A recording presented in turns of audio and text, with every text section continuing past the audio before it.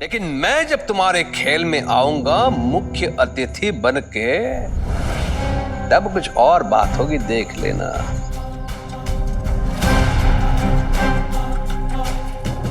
लोग आएंगे शीश उठा के तुम्हारे खेल में।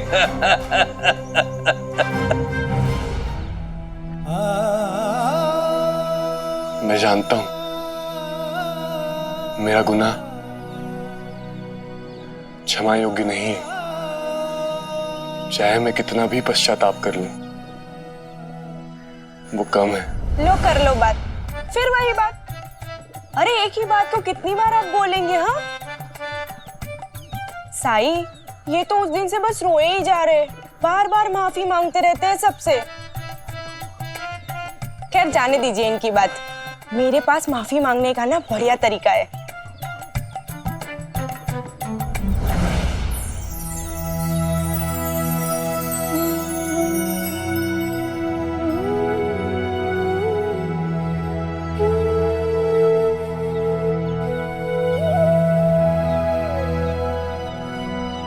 साई, ये सब कुछ मैंने अपने हाथों से बनाया है, खास करके नमकीन।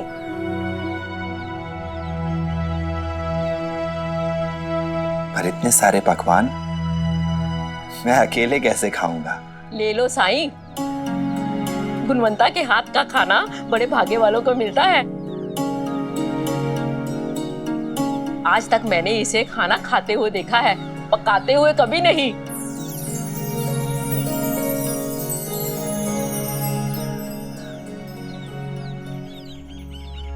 अपनी कमियों को दूर करने के लिए सबसे ज्यादा जरूरी है उनका एहसास होना, और वो एहसास तुम्हें भी हुआ है त्र्यंबक, और मुझे भी।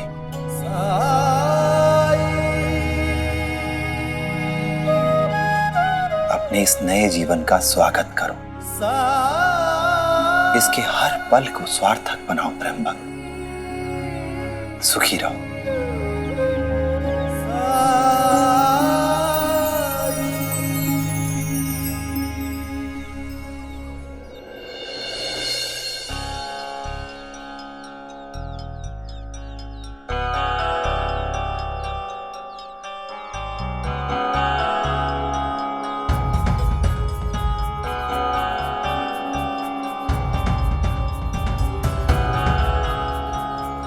मैं जिस उद्देश्य से यहाँ आई हूँ वो पूरा हो, मेरा जितना भी नुकसान हुआ है उसकी भरपाई हो जाए।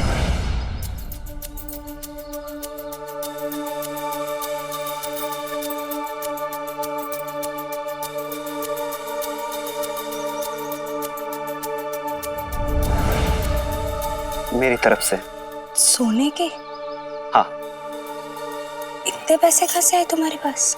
स्वर्णा बाई के सारे पैसे का हिसाब किताब तुम्हारा गुना जी देखता है। स्वर्णा बाई को तो मेरे अलावा कुछ भी नहीं दिखता है। वो तो दीवानी है मेरी, और मैं तुम्हारा। लेकिन अगर स्वर्णा बाई को पता चला कि तुम मुझसे... वो तो मेरे प्रेम में अंधी हो चुकी है। तुम परेशान मत हो, वो तो क्या किसी को भी पता नहीं चलेगा।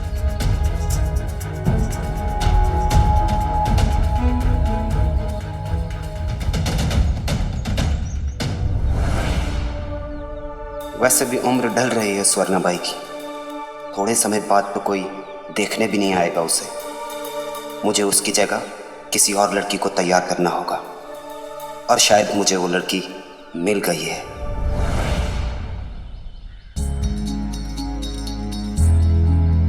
चंपा आ गई गाना सीखने।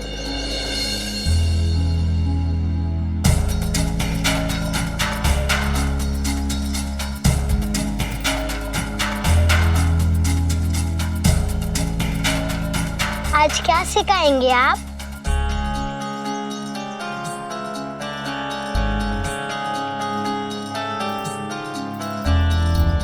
आप बैठो। तो आज हम सीखेंगे सरगम। अब मेरे पीछे बोलना। सा सा रे रे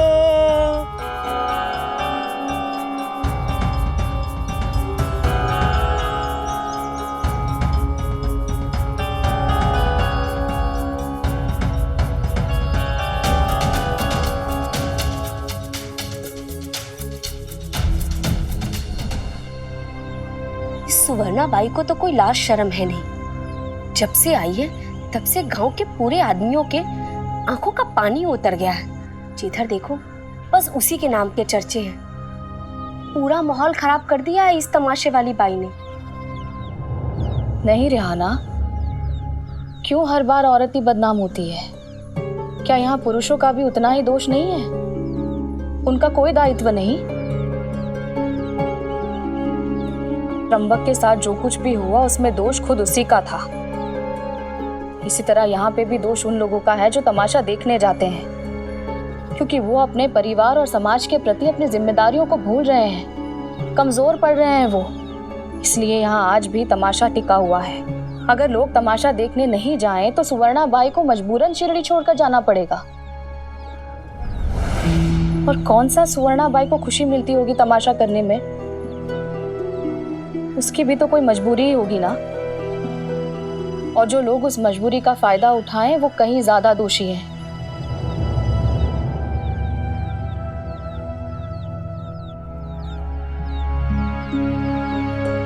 क्या हुआ, तुम मुस्कुरा क्यों रहे हो? कुछ गलत कहा मैंने? तुम जैसी माँ पाकर कई बार मुझे खुद पर अभिमान होता है पायजामा। माँ तो क्षमा, दया, प्रेम और त्याग की प्रतिमूर्ति होती है। माँ के लिए सब बराबर होते हैं, क्या अपना क्या पराया। और तुमने बिल्कुल सच कहा पायजामा, हमें कोई अधिकार नहीं बनता कि हम किसी के ऊपर दोष लगाएं, वो भी इसलिए कि उसका पेशा, उसका रोजगार, उसकी आजीविका का साधन हमसे जुदा है। और सच तो यह है कि सभी सिर उठाकर जीना चाहते हैं, मुंह छिपाकर कोई नहीं जीना चाहता। और अगर कोई ऐसा कर रहा है तो बिल्कुल सही कहा आपने, जरूर उसकी कोई विवशता होगी, कोई मजबूरी होगी।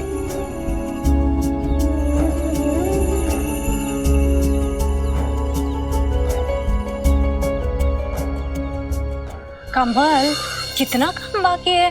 अभी देखो नई साड़ियों पे कढ़ाई नहीं हुई, फूलों के गजरे नहीं बने। ऐसे ही चलता रहा तो तमाशा कैसे शुरू होगा?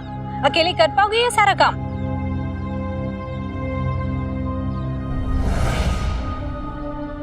तुम परेशान मत हो, मैंने उपाय ढूंढ लिया है। मतलब? अगर ये काम गांव की गरीब औरतों से करा जाए तो हमारा काम भी जल्दी हो जाएगा और समय पे हमारा तमाशा भी शुरू हो जाएगा।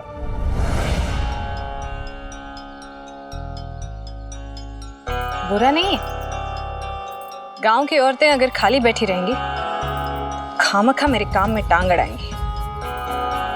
काम मिलेगा तो उनका मन भी लगा रहेगा। भिक्षाम दे।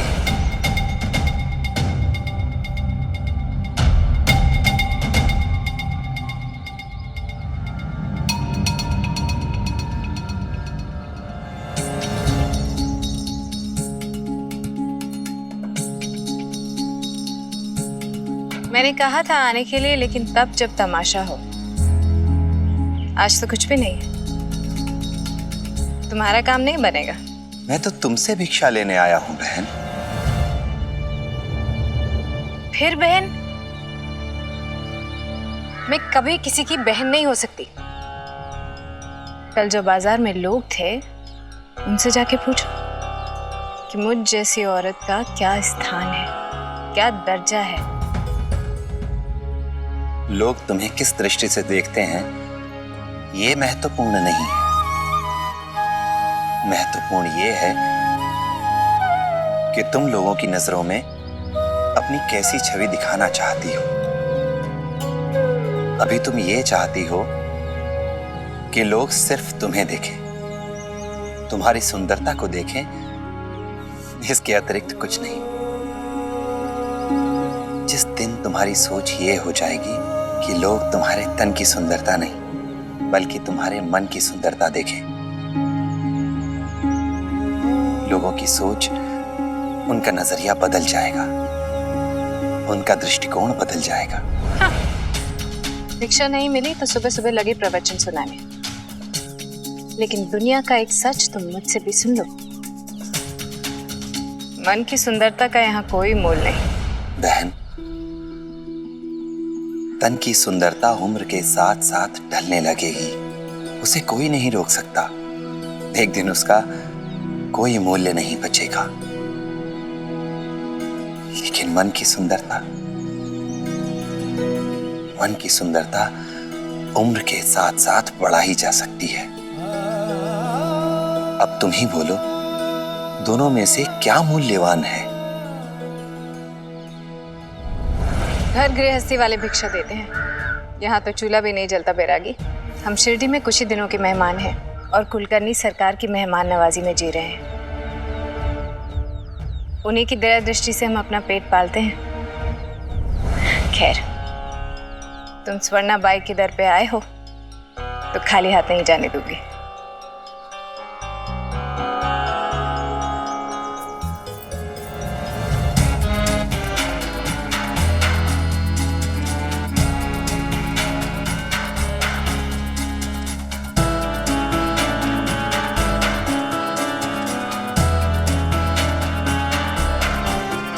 लो, काजल है ये। इस काजल से काला टीका लगा दो सीढ़ी को, कहीं किसी की नजर ना लग जाए।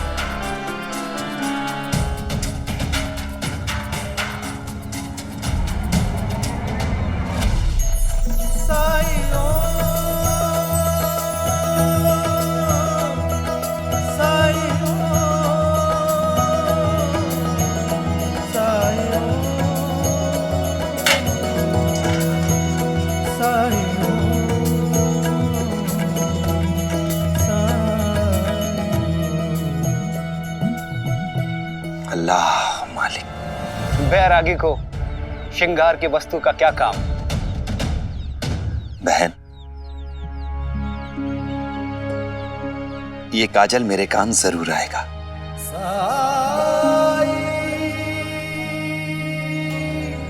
राम जी भला करे।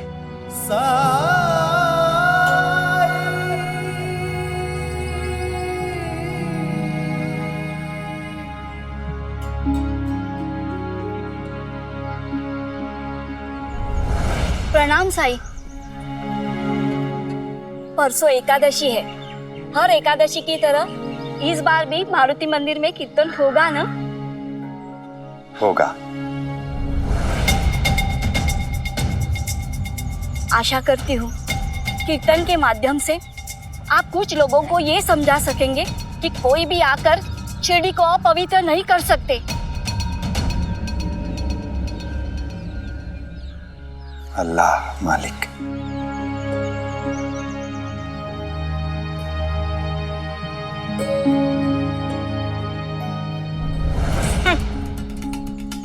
इन बेचारी औरतों को कितना डर है मेरा, है ना?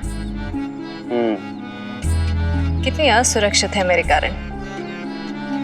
लेकिन मूर्ख भी है जो इन्हें लगता है कि स्वर्णा बाई का असर ये किसी तरह बेअसर कर पाएंगे। तीखी तीखी अदा मेरी सबसे जुदा, तीखी तीखी अदा मेरी सबसे जुदा, नजर मेरी तेज तरारी, नजर मेरी तेज तरारी। इतना गंदा गाना!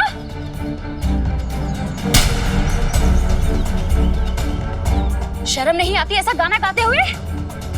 चल मेरे साथ।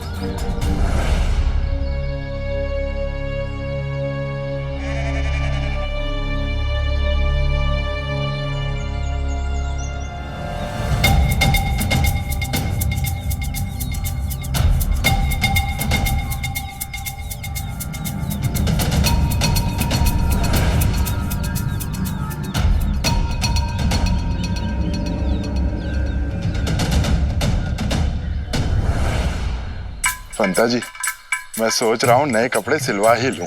हाँ अंता जी, सिलवा ही लीजिए। वैसे भी इन कपड़ों में आप मेरे शादी में तो नहीं आ पाएंगे ना? आपकी शादी? आप शादी कर रहे हैं? हाँ। कब? किससे? आपने बताया नहीं? चलिए अच्छा है, हम दोनों एक ही दिन एक ही मंडप में शादी कर लेंगे। अच्छा है। आप शादी कर रहे? कब? किससे? मैं किससे शादी करूंगा? उसी से ही जिसने अभी तक गांव वालों को उस रात की बात नहीं बताई है। कौन? क्या नहीं बताया? अरे वही त्र्यंबक वाली बात। आपको क्या लगता है वो ऐसी चुप है? मुझसे प्रेम करती है। मैंने उसकी आंखों में साफ साफ देखा है। दिखता तो है अंता जी, दिखता तो है। वैसे आप मेरे अच्छे मित्र हैं, मेरे भाई हैं। आपसे क्या छुपाना? वो चुप मेरे कारण है, क्योंकि वो प्रेम जो करती है मुझसे। एक क्षण रुकिए पंता जी, ऐसा उसने आपसे कहा? अंता जी, प्रेम कहाँ नहीं जाता है अंता जी, महसूस किया जाता है, महसूस किया जाता है। अभी आपने देखा नहीं कितने अदा से, कितने प्रेम से ताकते हुए जा रही थी मुझे, नैनों के बाण चलाते हुए। सट सट सट। ओहो, आप भी गलत फहमी में है पंता जी। वो मुझे देखते हुए जा रहे थे, और उस रात भी मेरे कहने पे त्र्यंबक को पकोड़ा खिलाया था। और वो अब मेरे पीछे पीछे शिरडी में भी आ गई है। अब तो बस शादी की तैयारियां ही बची हैं। सर, ऐसे कैसे कर लेंगे आप शादी? क्या उसने कहा आपसे? पंता जी, प्रेम की बातें बताई नहीं जाती, वो तो महसूस की जाती हैं, महसूस। और मैंने वो महसूस कर लिया है। नहीं, आपको गलत फहमी है। ठीक है, मैं शर्त लगा सकता हूँ। तो ठीक है, लगाइए शर्त। देखते हैं वो किसे ज्यादा भाव देती है, किसे ज्यादा नजरें मिलाती है। साजना करू नकाशी लाड़ी गोड़ी, लाड़ी गोड़ी, लाड़ी गोड़ी। पंता जी, साजना करू नकाशी लाड़ी घड़ी, लाड़ी घड़ी। हाँ? हाँ?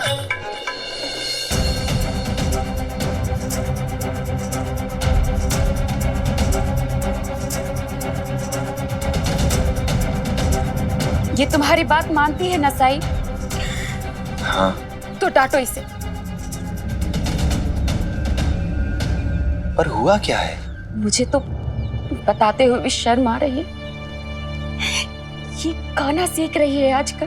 तो इसमें क्या बुराई है?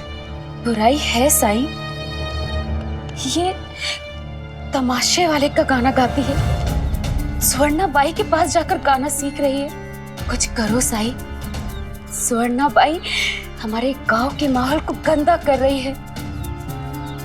उसने तो अब बच्चों को भी अपने जाल में फंसाना शुरू कर दिया है। भ्रष्ट कर देगी वो हमारी शिरडी को। साई, मैं तो बस गाना सीख रही हूँ स्वर्णा मौसी से। उसने कहा मैं अच्छा गाती हूँ, और गुनाजी मामा ने भी कहा मुझमें प्रतिभा है, मुझे सीखने की जरूरत है। तो फिर माँ इतनी नाराज क्यों हो रही है मुझ पर?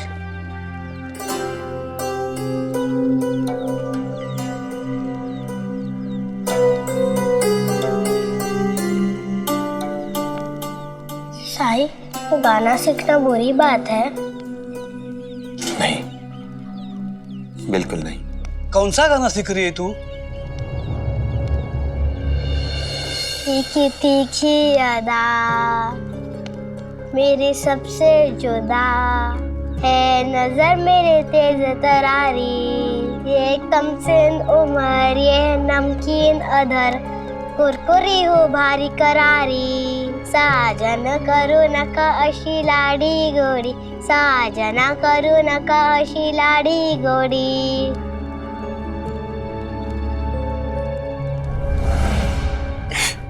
सुना ना साई, कितना गंदा और अश्लील गाना गाती है ये।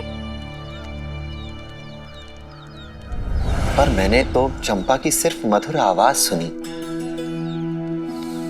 उसके स्वर उसकी स्वर लहरियों में गोता लगा रहा था मैं। गाने के बोलों की ओर तो मेरा ध्यान गया ही नहीं। सिर्फ शब्दों की वजह से चंपा की प्रतिभा को मत कुचलो। साई, हम गरीब हैं, लेकिन इज्जत है हमारी। 2 वक्त की रोटी से अधिक चाह नहीं है हमारी। क्या करेंगे गाना गाकर? औरत के लिए तो केवल गृहस्थी का जीवन ही एकमात्र विकल्प है। जो औरत नाचना गाना करती है, चकाचौंध वाली दुनिया चुनती है, उसका जीवन नर्क हो जाता है।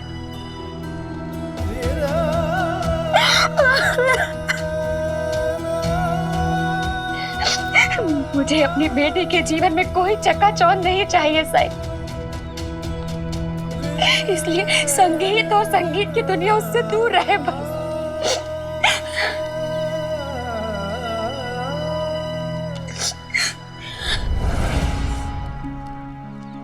आई, मैंने जो गाना गाया उसकी वजह से रो रही हो ना? मैं तुमसे वादा करती हूँ, मैं कभी भी ये गाना नहीं गाऊंगी और स्वर्णा मौसी के पास भी कभी नहीं जाऊंगी। मैं वादा करती हूँ साई।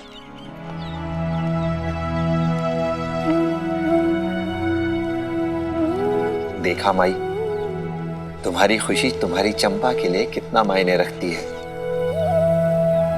केवल तुम्हारी खुशी के लिए उसने यह गाना ना गाने का वादा कर दिया।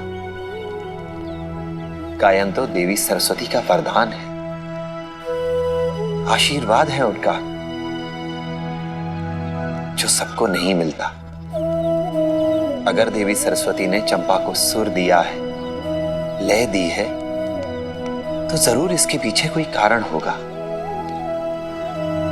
और ऐसा कभी मत सोचना कि जो स्त्री गाती है या गाना चाहती है वो एक आदर्श जीवन नहीं जी सकती।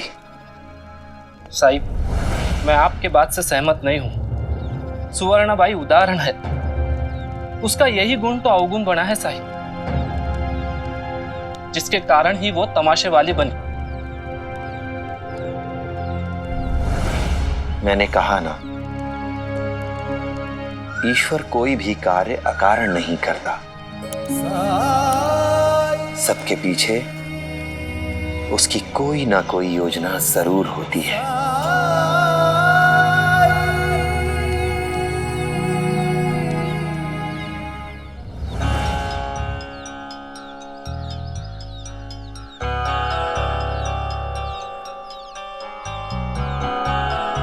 जानते हो ना मुझे? नाम तो सुना ही होगा। गांव में तमाशा होने वाला है मेरा। बहुत काम होगा मेरे पास तुम सबके लिए। साड़ी की कढ़ाई, चोली की बुनाई,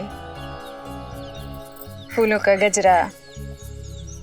अगर तुम लोग मेरे लिए काम करो तो इसके बदले में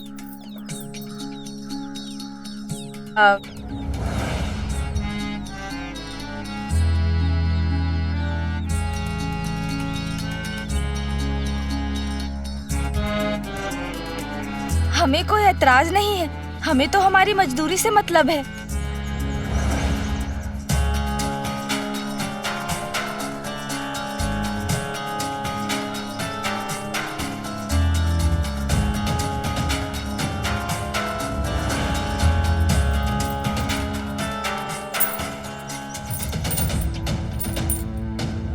ये स्वर्णाबाई हमारी बस्ती में क्यों आई है?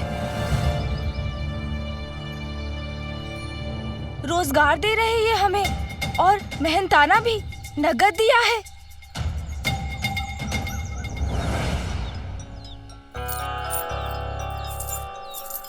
तुम्हें क्या आता है? कढ़ाई, सिलाई या फूलों का काम? समय नहीं है मेरे पास।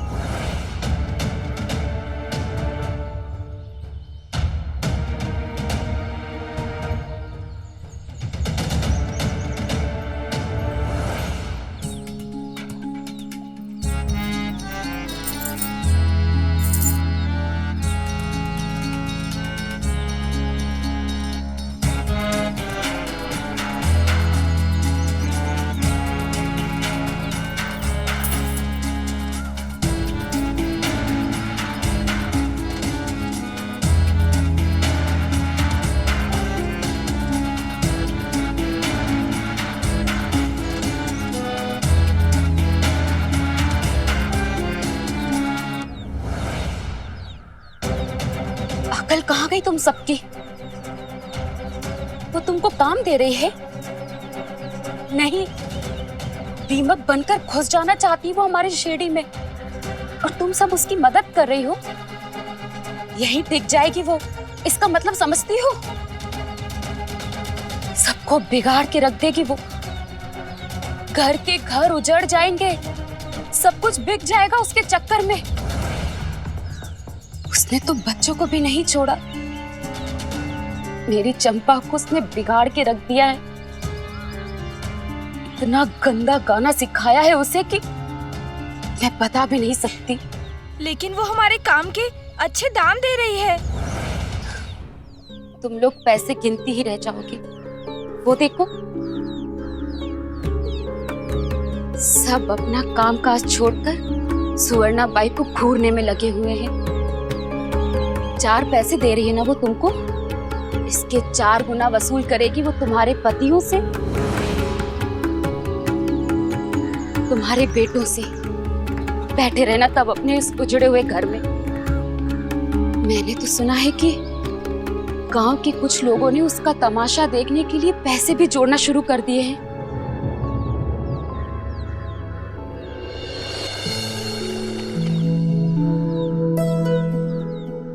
अब तबीयत कैसी है भामा? जब से आपने विभूति दी है तब से सब अच्छा है, और ये भी मेरा बहुत ख्याल रखते हैं। बच्चों, संस्कृत के महाकवि कालिदास विवाह से पहले महामूर्ख थे।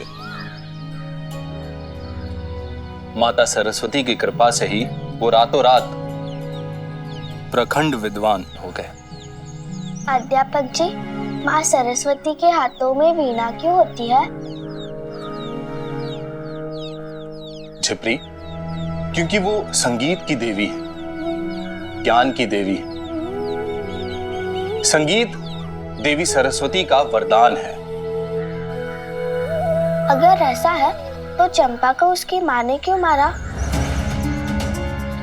वो क्यों नहीं चंपा को सुवर्णाबाई से संगीत सीखने देना चाहती है?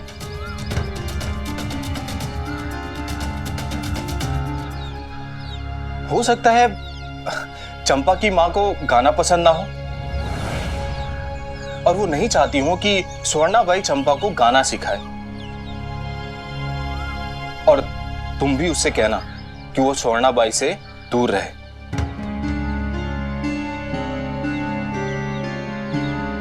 क्यों?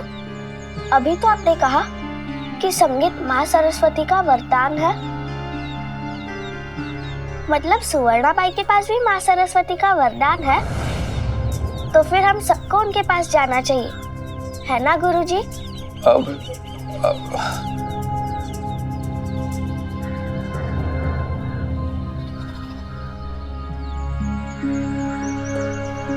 लक्ष्मी,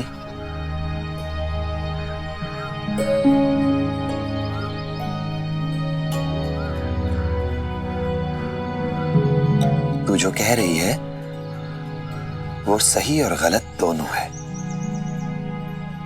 ये सच है कि प्रतिभा ईश्वर देता है, लेकिन कोई उसका प्रयोग कैसे करता है ये उस पर निर्भर करता है।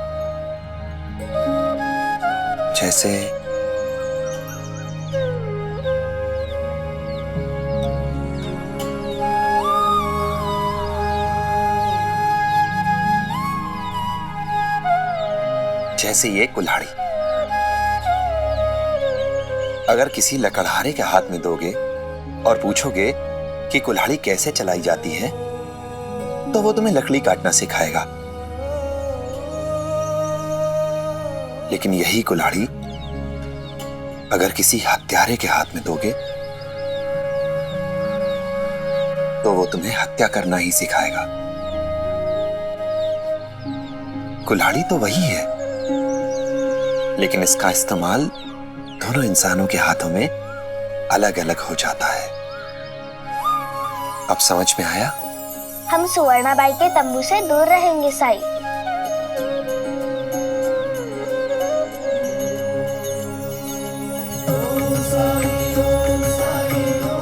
मुझ में एक खोट नहीं दिखाई देता था इन्हें। लेकिन अब बात बात पर मेरी गलतियां ढूंढते रहते हैं ये। अरे अपने भाई को मेरे कारण से घर से बाहर निकाल दिया था, और अब मेरी तुलना उस तमाशे वाली बाई से करते हैं। मेरी परेशानियां अलग है भाईजान का। गेहूं की फसल लहरा रही है, गेहूं की बालियां फूटने से पहले गोबर का खाद डालना है। मेरे पति को फसल की चिंता नहीं है, तमाशा देखने की चिंता में एक एक पैसा जोड़ रहे।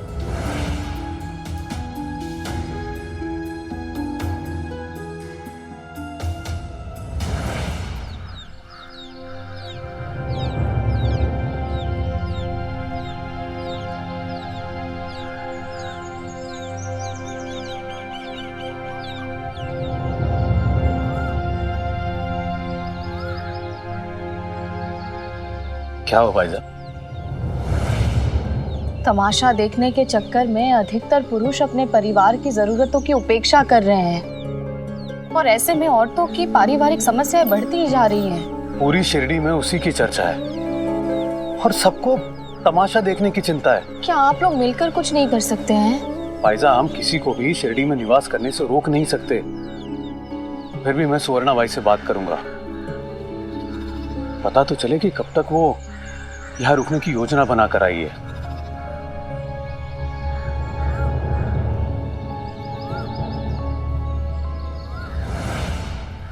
अभी तक हमने इसके बारे में कुछ भी सोचा नहीं। सोचा नहीं मतलब? यहाँ रुकने की, तमाशा दिखाने की कोई समय सीमा होनी चाहिए ना। और वैसे भी आप लोग एक जगह कहाँ टिके रहते हो? 5 दिन, 1 सप्ताह, 10 दिन, कुछ तो सोचा होगा ना।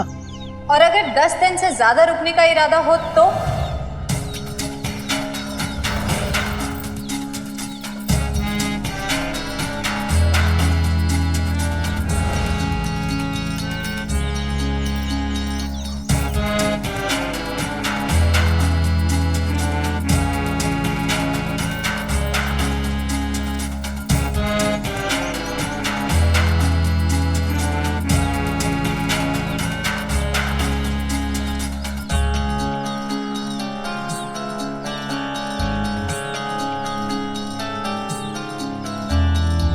क्या करोगे?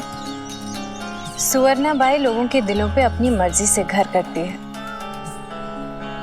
और अपनी मर्जी से जाती है, और यहाँ शिरडी में तो वैसे भी कुलकर्णी सरकार की मर्जी भी शामिल है।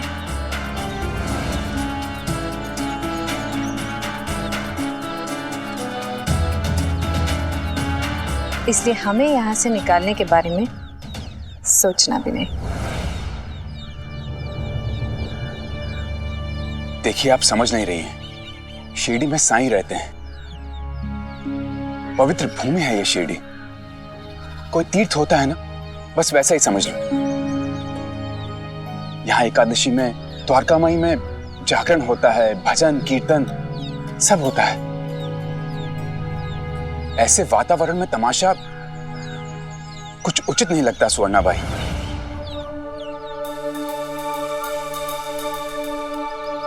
साई, वो बैरागी, शिरडी के लोगों पे उसका इतना प्रभाव है? ओह, तुम्हें लेकर गांव में लोग तरह तरह की बातें कर रहे हैं। बच्चे वो बातें सुन रहे जो उन्हें नहीं सुननी चाहिए। बस, आपको जो कहना था आपने कह दिया।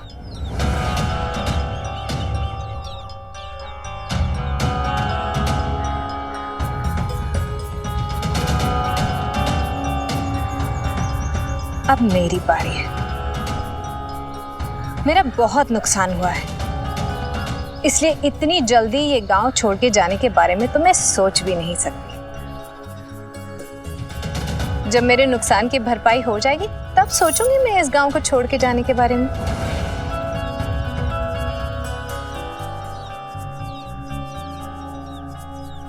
लोग मेरे बारे में क्या बात करते हैं मुझे उसकी चिंता नहीं। लाने वाले का हाथ पकड़ा जा सकता है, लेकिन बोलने वाले की जुबान नहीं। मेरा तमाशा देखने लोग अपनी मर्जी से आते हैं, अपनी खुशी से, अपना गम भुलाने के लिए। आप लोग रोक सकते हो तो रोक लो।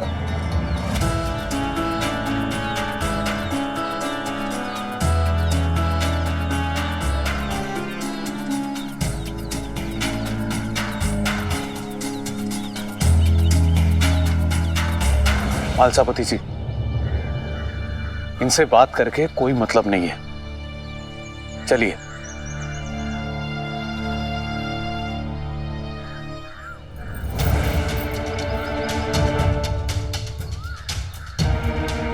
साईं को देखकर मुझे लगा था कि वो बेचारा है, गरीब है, लेकिन वो इतना भी बेचारा नहीं है जितना मैंने उसके बारे में सोचा था। भिखारी बनकर शिरडी के लोगों पे इतना असर, बहुत चालाक है वो, बहुत चालाक।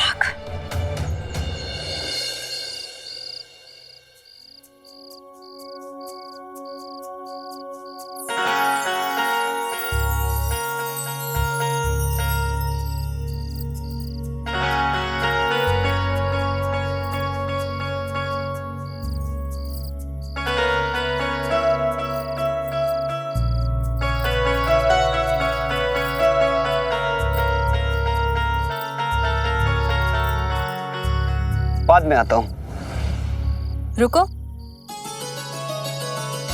तुमसे क्या पड़ता? कहो, क्या काम था? वो दलित बस्ती की औरतें मिलने आई हैं। अरे वाह, इतनी जल्दी काम पूरा हो गया? बुलाई उन्हें। ठीक है।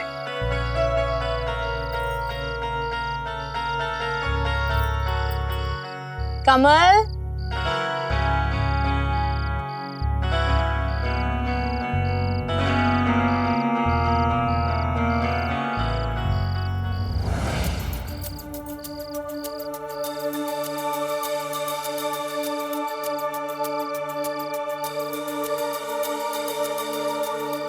अरे वाह, बहुत जल्दी काम खत्म हो गया तुम लोगों का।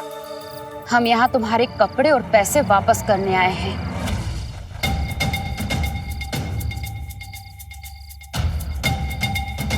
तमाशे के लिए हम आपकी कोई मदद नहीं कर सकते।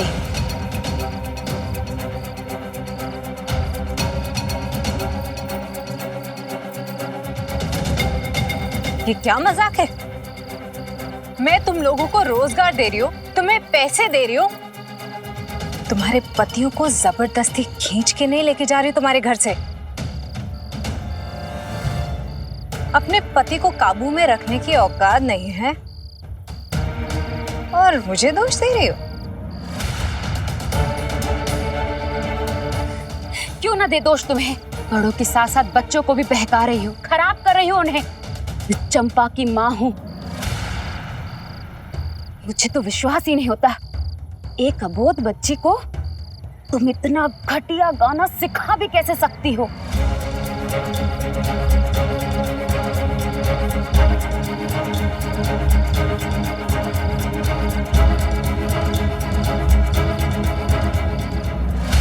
अरे तुम गलत समझ रही हो, तुम्हारी बेटी बहुत गुणवान है।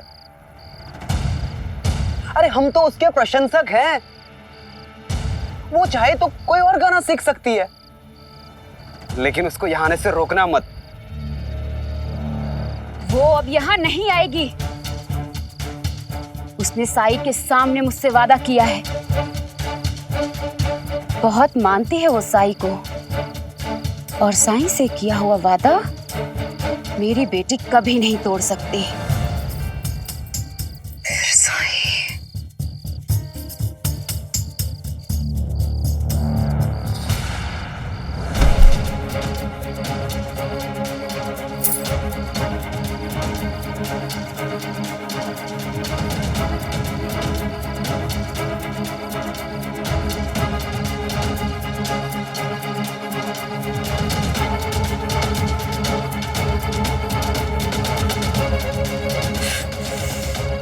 साई, तुम लोगों को मेरे पास ना आने की कसमें खिला रहे हो?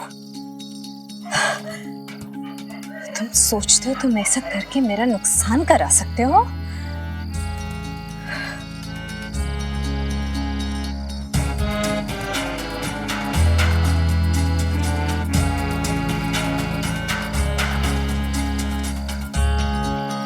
ठीक है, यही खेल खेलते हैं, मजा आएगा। और देखते हैं कि कौन जीतता है, तुम या मैं।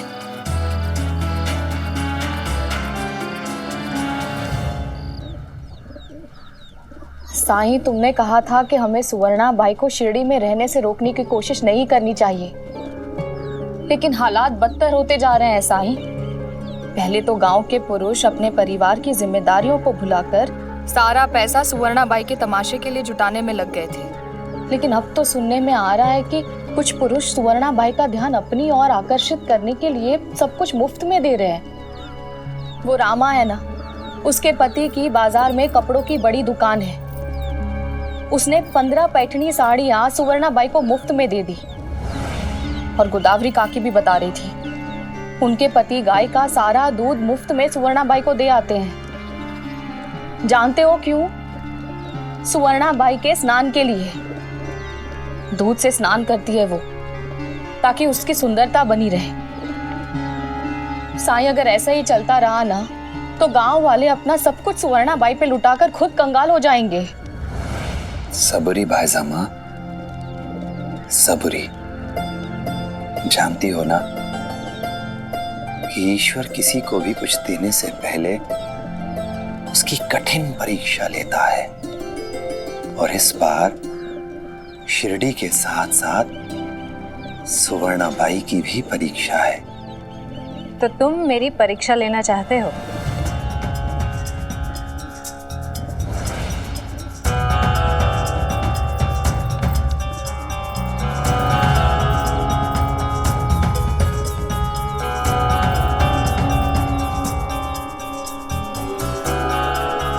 जरा मैं भी तो तुम्हें जांच लूं। क्या मैं अंदर आ सकती हूँ, या मेरे अंदर आने से ये जगह अपवित्र हो जाएगी? ये द्वारका माई है सुवर्णा बहन। पवित्र अपवित्र के भेदभाव से पूर्णतः मुक्त। अंदर आओ।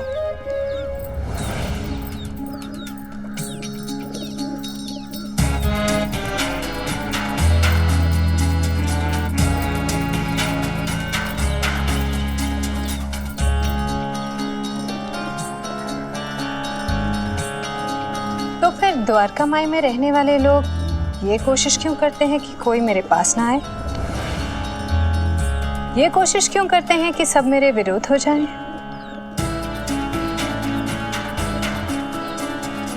मैं तुम्हें यहाँ ये बताने आई हूँ कि मैं तुमसे डरती नहीं हूँ, और ना ही मैं तुम्हें जीतने दूंगी।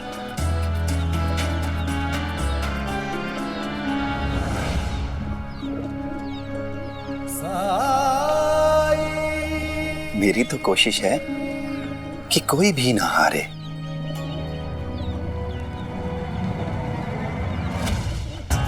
तुम्हारी हर कोशिश नाकामयाब होगी।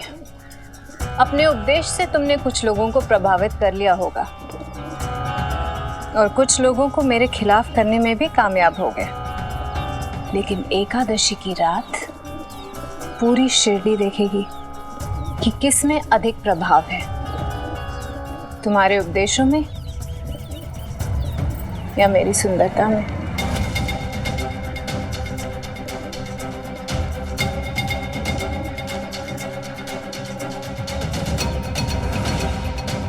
एकादशी के दिन मैंने तय किया है कि तमाशे की शुरुआत एकादशी की रात उसी समय शुरू होगी जब साईं मारुति मंदिर में अपना कीर्तन शुरू करवाएगा।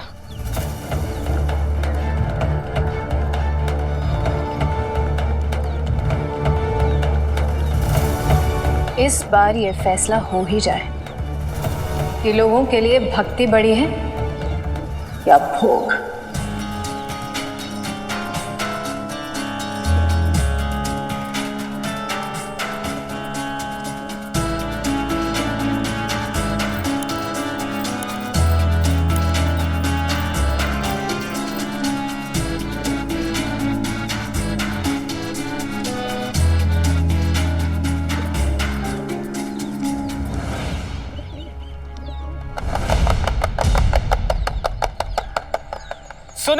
सुनो सुनो, दिल थाम कर सुनो।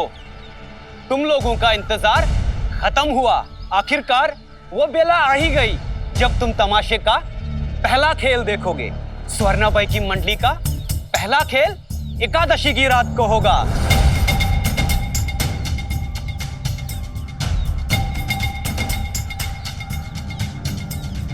लेकिन एकादशी की रात को तो मारुति मंदिर में कीर्तन होता है। हाँ, क्या करें? सुवर्णाबाई का तमाशा रोज रोज नहीं होता। पहला खेल देखने का मजा ही कुछ और है। मैं तो सबसे पहले देखूंगा भाई। स्वर्णाबाई को कोई और दिन नहीं मिला, मैं तो पहला खेल नहीं देख पाऊंगा। क्यों भाई? हम लोग पूरे परिवार के साथ में कीर्तन में जाते हैं। अगर मैं ही कीर्तन में नहीं गया तो मेरी माँ, बाबा, पत्नी कोई भी मारुति मंदिर में नहीं जा पाएगा। देखो भाई, जिंदगी भर परिवार के लिए करते मरते रहते हम मर्द लोग। अरे कभी कभी यारों दोस्तों के साथ भी मौज मस्ती करनी चाहिए। वो हम लोगों का भी मन करता है कि कुछ देर अपने लिए जिए। सुवर्णाबाई शिरडी में रहने के लिए थोड़ी आई है, और ये तमाशा है आज यहाँ तो कल वहाँ। सोच लो भाइयों, ऐसा मौका दोबारा नहीं मिलेगा। हाँ, तुम्हारी बात में दम है। हाँ हाँ, हम लोग जाएंगे तमाशा देखने। हाँ हाँ, मैं भी जाऊंगा। अरे क्या खुसर फुसर चल रही है? नहीं, वो कीर्तन की चिंता है ना तुम लोगों को। अरे जब वहां कोई जाएगा ही नहीं तो कीर्तन कैसे होगा?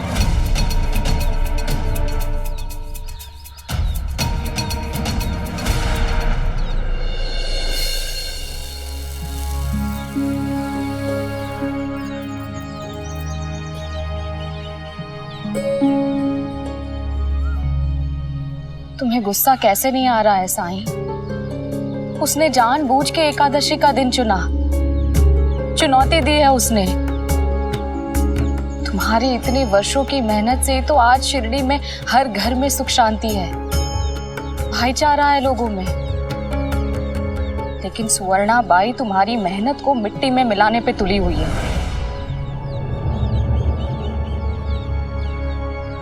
जब कोई इंसान जानबूझकर अपराध करे तो उस पर गुस्सा आना स्वाभाविक है बायजामा। लेकिन जिसकी पूरी जिंदगी बुरे लोगों के बीच कटती रही, बुरी परिस्थितियों में कटती रही, वो इंसान तो खुद ही सजा भुगत रहा है। ऐसे इंसान पर क्रोध नहीं, उससे सहानुभूति रखनी चाहिए, क्योंकि ऐसी स्थिति में वो नुकसान किसी और का नहीं बल्कि खुद अपना कर रहा होता है।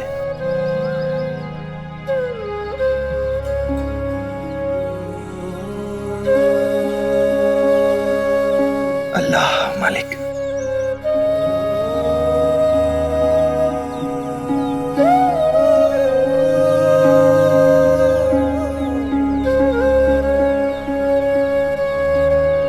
मुझे भी चाहिए, ऐसा थोड़ी होता है। हाँ? मुझे भी चाहिए, मुझे तो। अरे हाँ, 1 रुपए से 1 पैसा भी कम नहीं लूंगा। जी बहुत कोशिश की पर 8 आना ही जोड़ पाया। 8 आना कम है, इसके बदले ये ले लो। अरे भानु, अरे चोर कहीं का, मेरे खेत से कद्दू तोड़कर तू यहाँ बेच रहा है। कद्दू मेरे वापस दे। नहीं दूं। मेरे सुवर्णाबाई हमारे गांव के माहौल को गंदा कर रही है। नहीं दूं। मेरे कद्दू नहीं दूंगा। मैं कहता हूँ नहीं दूंगा। मैं कद्दू।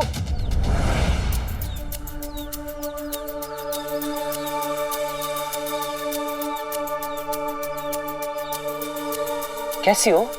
अच्छी हो।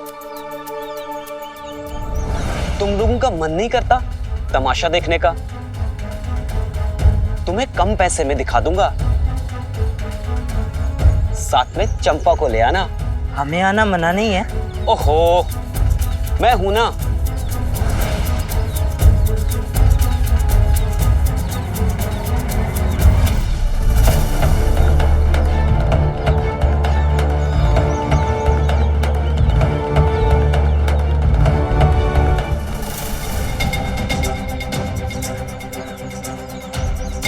बिल्कुल शर्म नहीं है ना तुम लोगों को?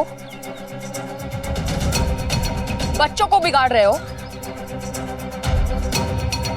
इन्हें बहका रहे हो। धंधा है ये मेरा। हम यहाँ पैसा कमाने आए हैं, कोई धर्म कर्म करने नहीं।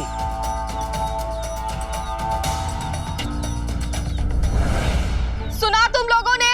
ऐसे लोगों को प्रोत्साहित करने का नतीजा देखो।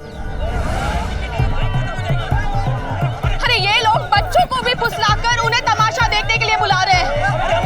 सुन रहे हो तुम लोग?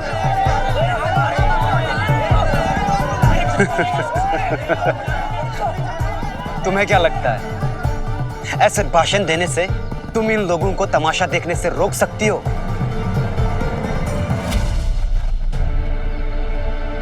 इसे कहते हैं स्वर्णा भाई के नाम का जादू। सुनो सुनो सुनो सुनो सुनो सुनो सुनो सुनो सुनो।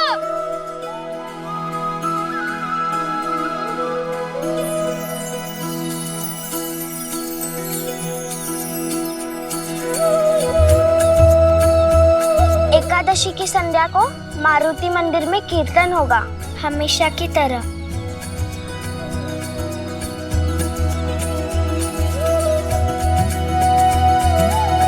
तुम्हें क्या लगा था मारुति मंदिर में होने वाले कीर्तन को तुम रोक दोगे?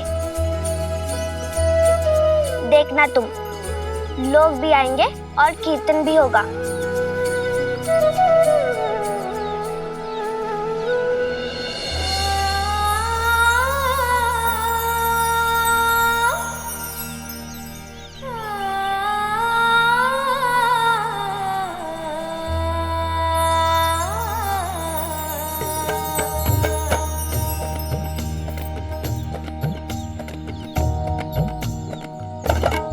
तीखी तीखी अदा मेरी सबसे जुदा, तीखी तीखी अदा मेरी सबसे जुदा है, नजर मेरी तेज तरारी, ये कम सिन उम्र ये नमकी अधर, कुरकुरी हूँ भारी करारी।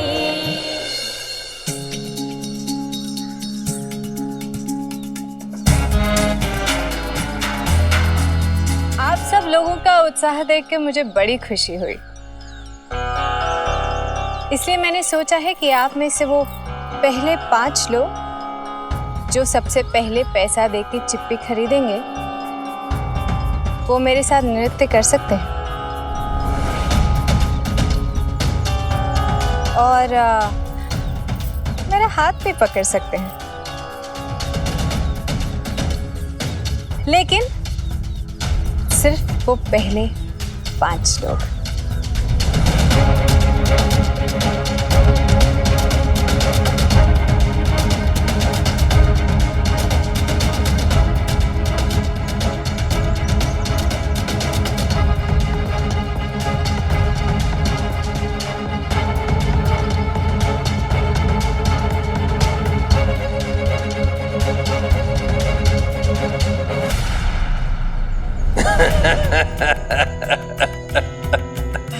हरिओम, क्या चाल चलिए सुवर्णा भाई।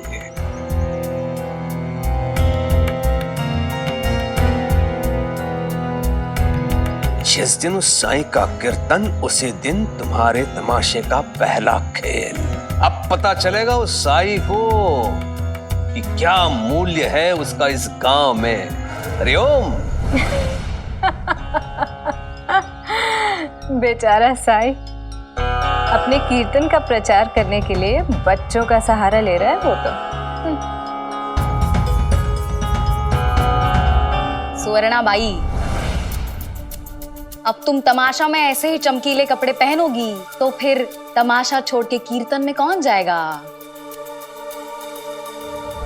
शिरडी को बांटने की ये कैसी तैयारी चल रही है? साईं ने बहुत कोशिशों के बाद लोगों को एकजुट करने में कामयाबी पाई थी। सबको एक साथ मिलकर संकट का सामना करना सिखाया था और आज वही लोग अपने लोभ के कारण एक दूसरे का हाथ छोड़ने के लिए कैसे तैयार हो गए? सुवर्णा भाई, न जाने गांव में और कितने पुरुष होंगे जिन्हें तुम्हारे खेल में आने का मन तो होगा, लेकिन समाज के भय के कारण वो ना आ पाए। लेकिन मैं जब तुम्हारे खेल में आऊंगा मुख्य अतिथि बन के, तब कुछ और बात होगी, देख लेना।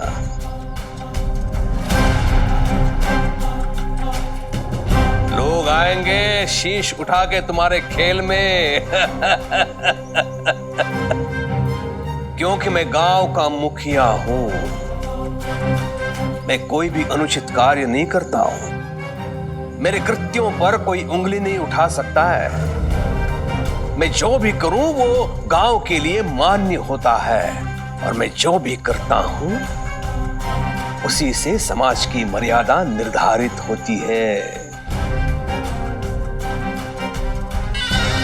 हरिओम।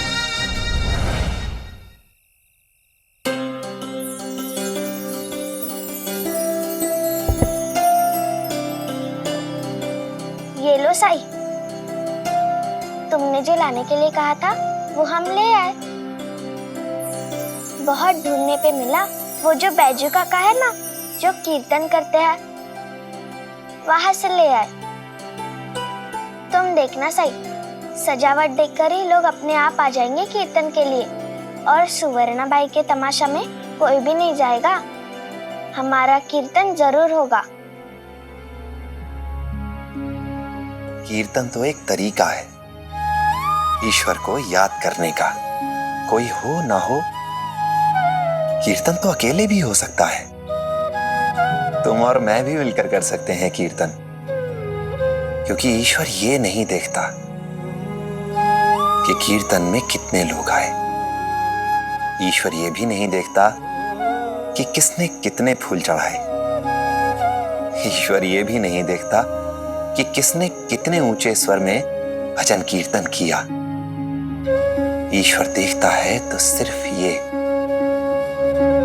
कि अगर किसी ने उसे एक पल के लिए भी याद किया है, तो उसे एक पल में सच्ची भक्ति है या नहीं। चलो अब चौरंग को बीचों बीच रख दो। बीच में? हाँ, क्योंकि है कोई अपना बहुत खास जो आज इस चौरंग पर बैठेगा। ऐसा कौन खास है जो बीच में ही बैठेगा? वो जो खुद राम की धुन है, वो जो खुद राम में गुम है। जहां राम नाम वहीं उसका धाम, राम की सेवा के सिवा जिसे न दूजा काम। ये कौन है साई?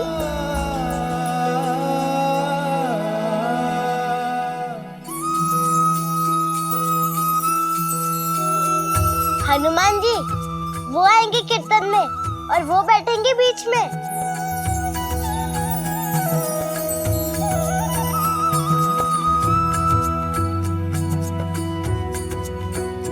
जब कोई सच्चे मन से भगवान राम को याद करता है, उनका भजन कीर्तन करता है, तो हनुमान जी उसके साथ भगवान राम का नाम जपने जरूर आते हैं। तो क्या हनुमान जी बीच में बैठकर सबके साथ राम का नाम लेंगे? मुझे तो विश्वास ही नहीं हो रहा।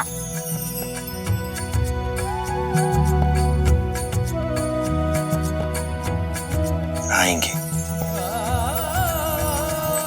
जरूर आएंगे।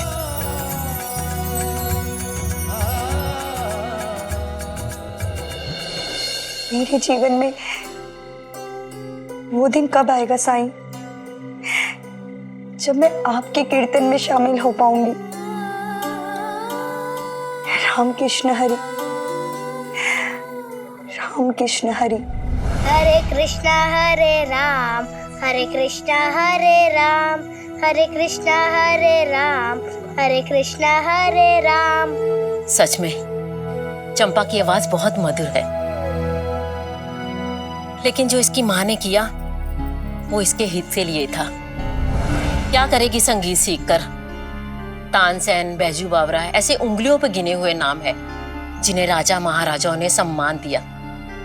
अगर औरत गाती है तो उसे सम्मान की दृष्टि से नहीं देखा जाता। समय बदल रहा है, स्त्रियां भी शिक्षा पाने के लिए आगे आ रही। शिक्षा सशक्त करती है और धीरे धीरे समाज का नजरिया भी बदल जाएगा।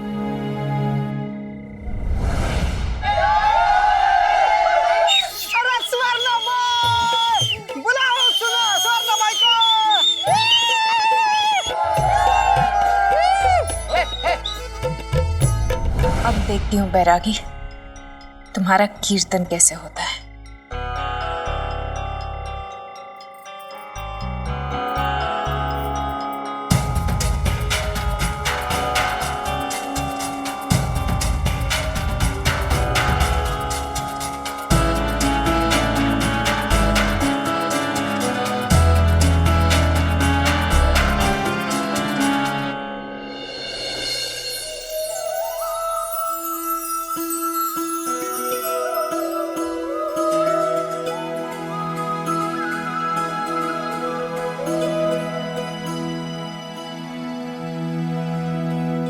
काका काका उसे मत हटाओ, वहाँ हनुमान जी बैठेंगे। अच्छा, हनुमान जी बैठेंगे? तुम बच्चे भी ना, हनुमान जी बैठेंगे। ऐसी बात नहीं है काका, मैं सच कह रही हूँ। तुम्हें मुझ पर विश्वास नहीं हो रहा है ना? साई ने मुझसे कहा कि यहाँ पर हनुमान जी बैठेंगे। उनकी बातें झूठ कैसी हो सकती है? बेटा, उसे हटाने दो। अगर हम दरी नहीं बिछाएंगे तो हनुमान जी के नजदीक कैसे बैठेंगे? अरे मैं भी तो यही कह रही हूँ कि हनुमान जी इस चौरंग पर बैठेंगे तो आप लोगों के नजदीक ही हुए ना। झिपरी बेटा, मान जाओ, जिद नहीं करते, इन्हें उठाने दो। आपको भी मुझ पर विश्वास नहीं हो रहा है? रुकिए, जब साई के मुंह से सुनोगे तभी विश्वास होगा। साई,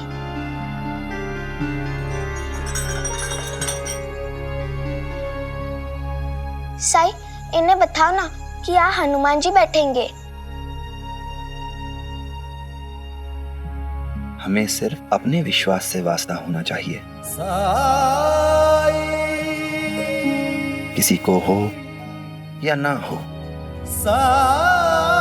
इससे हम प्रभावित क्यों हो? उन्हें जब आना होगा तब आ जाएंगे। देखा, साई ने भी स्पष्ट नहीं कहा। चलो, मैं ही हटा देता हूँ चौरंग।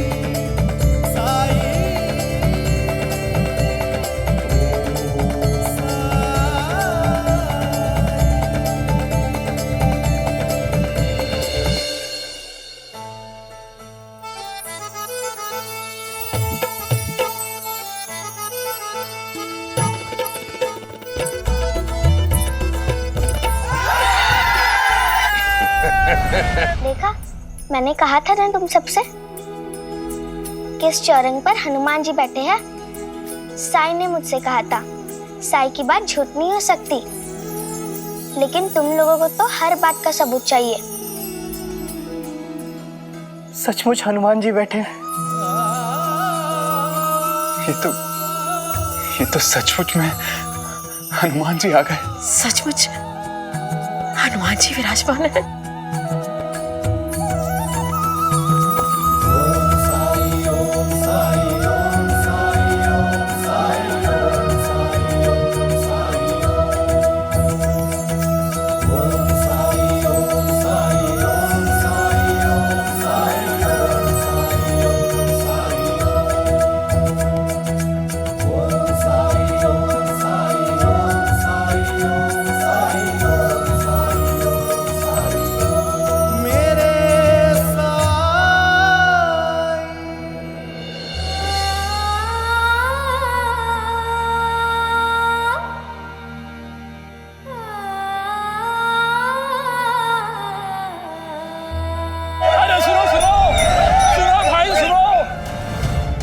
मारुति मंदिर में साक्षात हनुमान जी पधारे।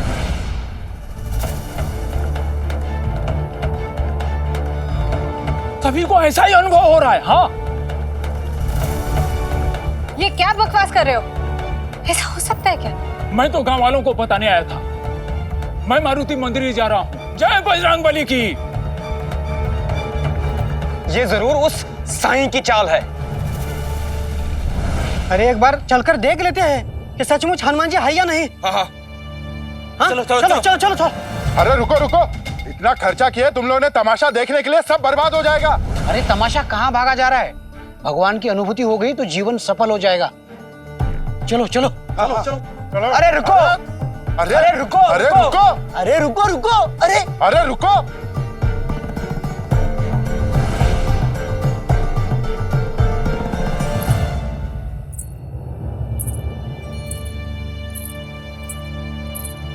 कुलकर्णी सरकार, आपके होते हुए ये सब कैसे जा सकते हैं? हरिओम हरिओम।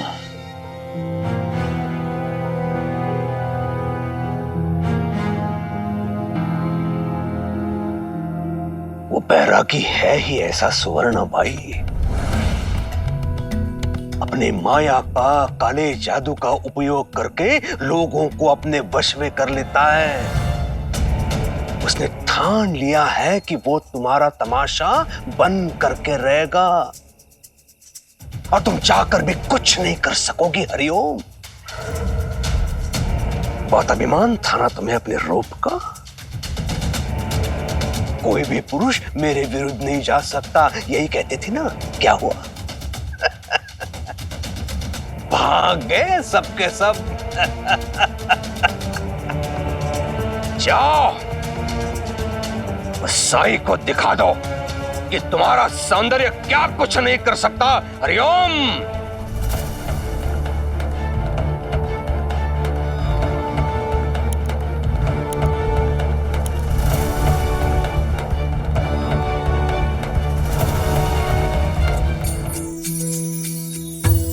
जामवंत के बचन सुहाए, सुनि हनुमंत हृदय अति भाई। तब लगी मोहि परिखेहु तुम भाई, सही दुख कंद मूल फल खाई। जब लगी आवो सीत ही देखी, होई ही काज मोहि हर्ष विशेषी। यह कही नाई सबनि कहु माथा, चले हर्ष ही धरि रघुनाथा। सिंधु तीर एक भूधर सुंदर, कौतुक कूद चढ़े उताऊ पर। बार बार रघुबीर संभारी, तर के पवन तनय बल भारी। जेहि गिर चरण दे हनुमंता, चले सुगा पाताल तुरंता। जिमि अमोघ रघुपति करबाना, एही भांति चले हनुमाना। जल निधि रघुपति दूत बिचारी, तेई मैं नाक हो ही श्रमहारी। जात पवन सुत देवन देखा, जाने कहूँ बल बुद्धि विशेषा। सुरसा नाम अहिन कई माता, पठई न्याय कहीं तही बाता। आज सुरन मोहि दीन आहारा, सुनत बचन कह पवन कुमारा। राम काज कर फिर मैं आवो, सीता कही सुधि प्रभु सुनावो।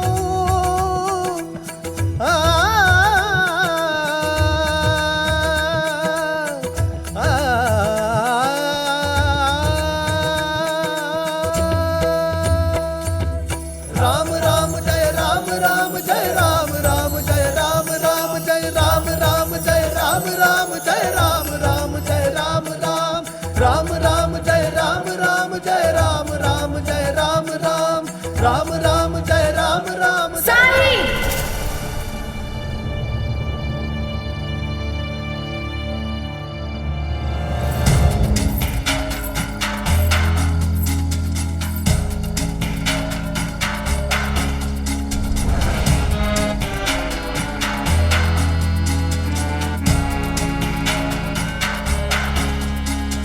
कुलकर्णी सरकार ने तुम्हारे बारे में जितना कहा कम था। तुम तो उससे भी बदतर निकले। एक तरफ अपने आप को बैरागी कहते हो और दूसरी तरफ अपना महत्व कम होता देख बौखला उठे। मुझे हराने के लिए तुम इस हद तक गिर सकते हो, ये मैंने कभी सोचा भी नहीं था। खैर, हनुमान आगमन की झूठी खबर फैला के तुमने मेरे तमाशे का पहला दिन तो बर्बाद कर दिया।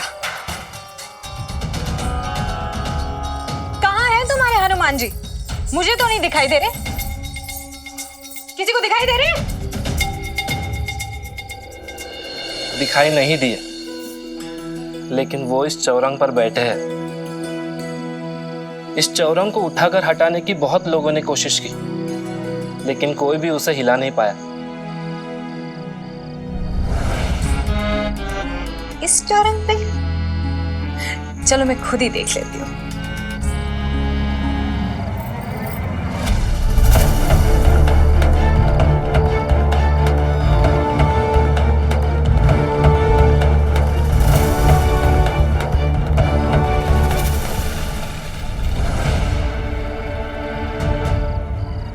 खबरदार तुमने ऐसा किया तो चौरंग पर हनुमान जी बैठे हैं और उनका ऐसा अपमान मैं नहीं होने दूंगी।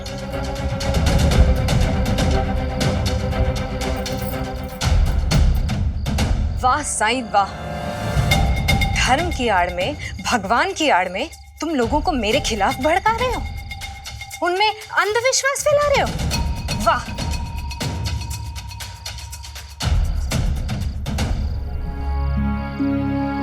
जब जब संसार के सामने दो विकल्प आएंगे, एक वो जो उसे ईश्वर के पास ले जाए, और एक वो जो उसे ईश्वर से दूर करे, तब तब संसार उसी विकल्प को चुनेगा जो उसे ईश्वर के पास ले जाता हो। इसलिए नहीं कि मैं या मुझ जैसा कोई और उन्हें भड़का रहा है, बहका रहा है उन्हें, बल्कि इसलिए कि इंसान चाहे कितना ही बहक जाए, ईश्वर को कितना ही भूल जाए, लेकिन ईश्वर को पाना उसके जीवन का लक्ष्य है। बहन, तुम अपनी ही बनाई सोने की लंका में फंस गई हो। इस रूप के अहंकार और आत्मविश्वास की अति ने तुम्हें तुम्हारी ही बनाई दुनिया में कैद कर दिया है। असली सुवर्णा वो नहीं जो मेरे सामने खड़ी है। असली सुवर्णा तो वो है जो सब कुछ खो जाने के डर से कहीं छुप गई है। तुमने जो कहा वो ना मेरी समझ में आया, ना यहाँ बैठे किसी और की, लेकिन तुमने जो किया वो सबको नजर आया। धर्म का इस्तेमाल किया तुमने अपने स्वार्थ के लिए। लोगों के विश्वास के साथ खिलवाड़ करके तुमने मेरा पहला तमाशा तो बर्बाद कर दिया। अब क्या, कहीं तुम्हें ये तो नहीं लगता कि मैं यहाँ पे आके तुम्हारा कीर्तन सुनूंगी, इन लोगों के बीच में बैठ के तुम्हारा प्रवचन सुनूंगी? यही होगी ना तुम्हारी जीत? क्यों? एक बात याद रखना साई, स्वर्णा बाई अगर अपनी जिद पे आ जाए तो उसे कोई नहीं हरा सकता।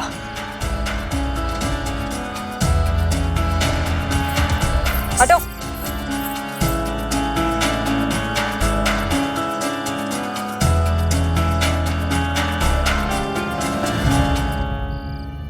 साई, सुवर्णाबाई ने तुमसे इतनी बदतमीजी से बात की, फिर भी तुमने उसे डांटा क्यों नहीं? लक्ष्मी, लेकिन मेरी ये बहन डांट में छुपे मेरे प्यार को, मेरी चिंता को नहीं समझेगी। अभी सच से बहुत दूर है। मेरी डांट उसे सच से और भी दूर कर देगी। बोलो बजरंग बली की जय। बोलो बजरंग बली की जय।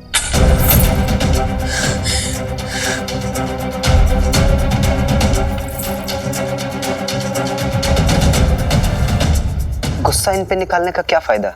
ये तो तुम्हारे जीवन भर की कमाई है। गुना जी, क्या मैं सुंदर नहीं दिखती? क्या मेरी उम्र ढल रही है? क्या लोग मेरी तरफ आकर्षित नहीं होते अब? जिन आंखों की तारीफ करते करते लोगों ने कविताएं लिख दी। जिन्हें ऐसा लगता है वो मूर्ख हैं। तुम आज भी उतने ही खूबसूरत हो।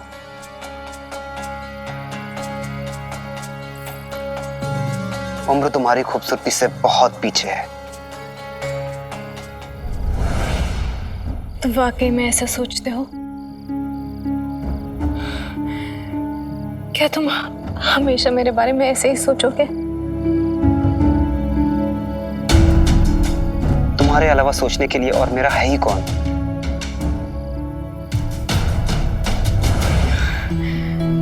उस बैरागी ने जो कहा सो कहा, लेकिन दुख इस बात का है कि मैंने सोचा था शिरडी में तमाशा करके खूब सारे पैसे कमाऊंगी। ये देखो,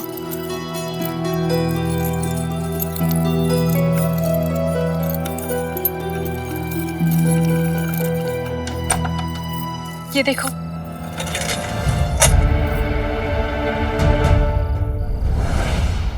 सालों से इकट्ठा किया है। चाहते थे कि हमारे पास इतना पैसा हो कि आगे की जिंदगी आराम से निकल जाए। तुमसे शादी करने के बाद हमें कभी पैसे की कमी ना हो, हमारा खुद का अपना घर हो, अपने बाल बच्चों की परवरिश कर सके। तुम्हारा भी यही सपना है ना?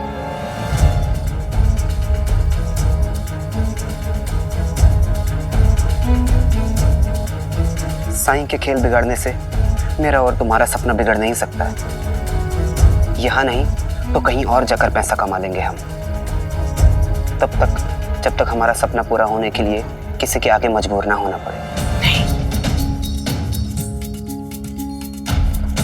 मैं शिरडी छोड़ के नहीं जाने वाली। मैं उस साईं से हार नहीं मानने वाली। तुम एक काम करो, कुलकर्णी सरकार के पास जाओ और उन्हें कहो कि मैं उनसे मिलना चाहती हूँ इसी वक्त।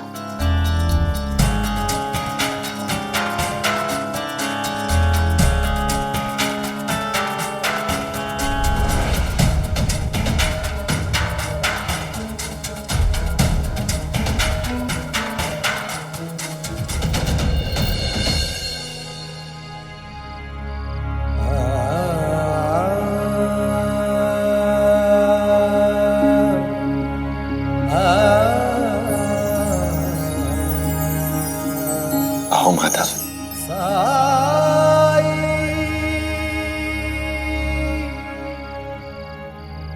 मैंने बनाई है खास आपके लिए।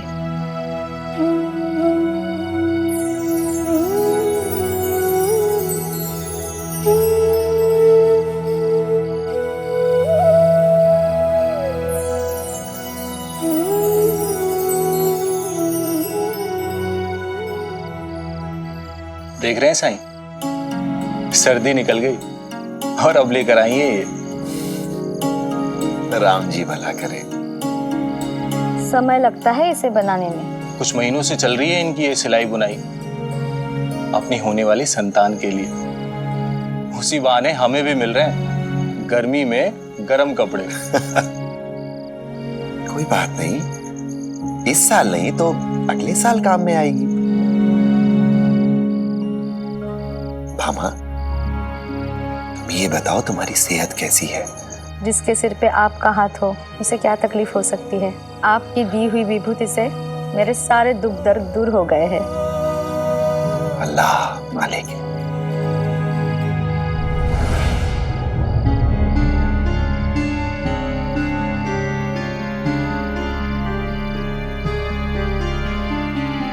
मैं तेल डाल देती हूँ दिया में। नहीं रुको भामा, मैं डाल देता हूँ।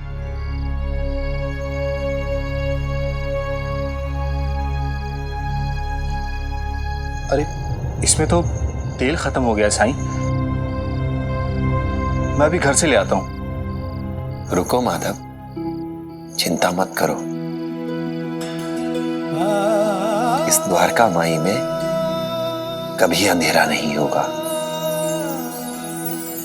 लोगों की श्रद्धा, उनके विश्वास से ये हमेशा रोशन रहेगी। मैं अपने लक्ष्य के बहुत करीब आ चुकी हूँ। मेरे और मेरे सपने के बीच में साई नहीं आ सकता। मदद करो माता, मदद करो।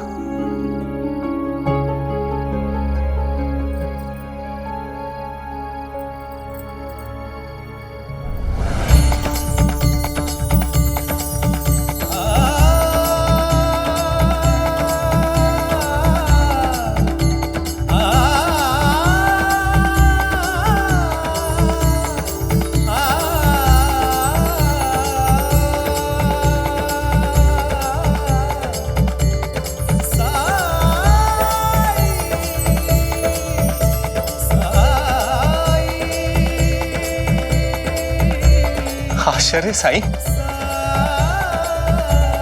अभी तो आपने कहा कि किसी की श्रद्धा और विश्वास से ये द्वारका माई हमेशा रोशन रहेगी, और अभी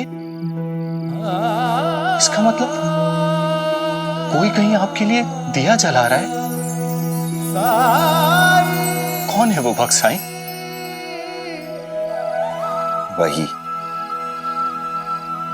तुम्हारे आने से पहले मैं जिसके लिए प्रार्थना कर रहा था।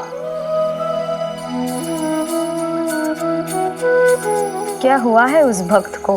अक्सर हमारी कमजोरियां हमें उन चीजों की ओर खींचती हैं जो हमारे लिए अच्छी नहीं होती। लेकिन द्वारका माई में इस दिए को दोबारा चकमकाते हुए देखकर मैं आश्वस्त हो गया हूं कि उसके इरादे भले ही नेक ना हो, लेकिन उसका दिल तो नेक है। इसका मतलब ये हुआ कि उम्मीद अभी भी खत्म नहीं हुई है।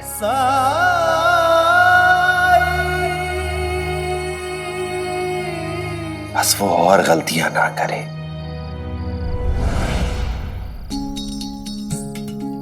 कुलकर्णी सरकार आ गए।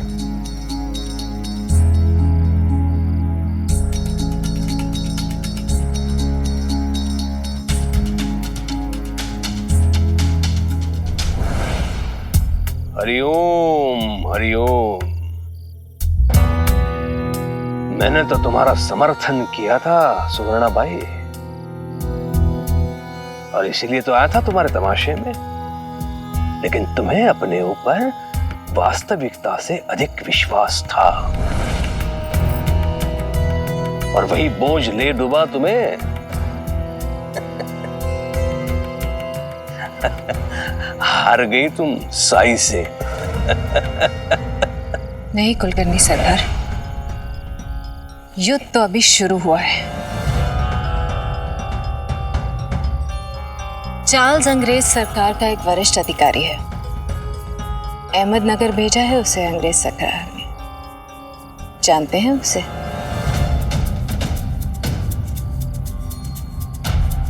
हरिओम, मिलाओ एक बार उससे। परंतु तुम कैसे जानती हो उसे? नाच गाने का बड़ा शौक है उन्हें। लखनऊ में काफी पैसे उड़ाए हैं महफिलों में और तमाशों में। हरिओम हरिओम, बहुत जानकारी है उसके बारे में तुम्हें। आप उन्हें शिरडी आने का निमंत्रण दीजिए, और वो एक बार शिरडी आ गए तो मेरे तमाशे में तो यकीनन आएंगे। मेरे तमाशे की शान बढ़ जाएगी, और चार्ल्स जैसा दिलदार आदमी मेरे ऊपर इतने पैसे उड़ाएगा तो देखने वालों की आंखें फटी की फटी रह जाएंगी। शिरडी के लोग तक तुम्हारे रूप की चकाचौंध में उलझ नहीं पाए।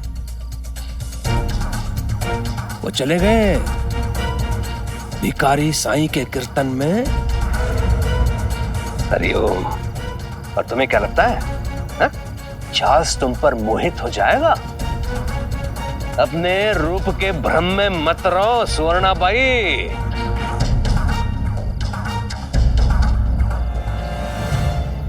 भ्रम तो मुझे किसी और का तोड़ना है। मैं अपनी खूबसूरती को इस तरह प्रस्तुत करूंगी कि लोग अपना दीन, अपना धर्म सब भूल जाएंगे। खेल मेरा होगा और हार साईं की।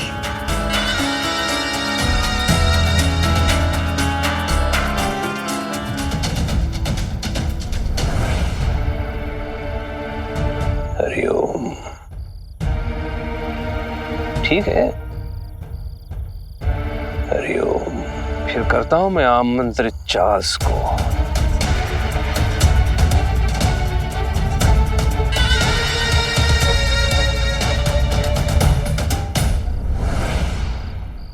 बड़ी गहरी सोच में डूबे हैं सरकार। चार्ल्स को निमंत्रित करना है सुवर्णाबाई का तमाशा देखने के लिए, पर मैंने सुना है कि चार्ल्स ने लखनऊ में कोई कांड किया है, उसकी वजह से उसे यहाँ अहमदनगर में भेजा गया है। कांड क्या हुआ था ये तो पता नहीं है मुझे, लेकिन ऐसे पता चल रहा है कि चार्ल्स अच्छा व्यक्ति नहीं है। मैं कुछ समझा नहीं सरकार, आप कहना क्या चाह रहे हैं? सुवर्णाबाई यदि चार्ल्स को प्रसन्न करती है तो उसका श्रेय चार्ल्स मुझे देगा, और यदि सुवर्णाबाई प्रसन्न करने में असफल रही चार्ल्स को और चार्ल्स ने कुछ बखेड़ा खड़ा कर दिया तो उसके उत्तरदायी होंगे गुणा जी और सुवर्णाबाई। दोनों स्थितियों में मुझे कोई नुकसान नहीं है पंता। अर्थात घी गिरेगा तो थाली में ही गिरेगा।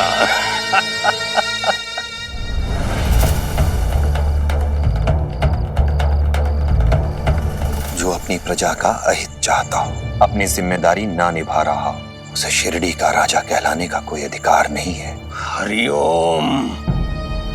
जो आपकी शरण में आया है उसकी रक्षा का दायित्व तो आप पर है। यदि उन्हें कुछ हो गया तो इसके जिम्मेदार आप होंगे। डरा रहा है मुझे, धमका रहा है, तेरा इतना दुस्साहस शिरडी के लोगों के आंखों में धूल झोंक सकता है तो मंदिर में लोगों को मूर्ख बना सकता है, मुझे नहीं। अंता इसे यहां से धक्के मार कर निकाल दो। अंता! सरकार, अंता जी तो आपके सामने खड़े हैं।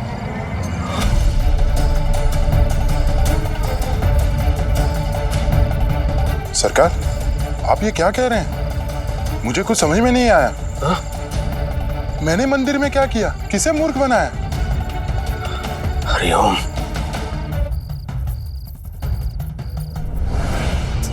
मुझे विश्राम की आवश्यकता है।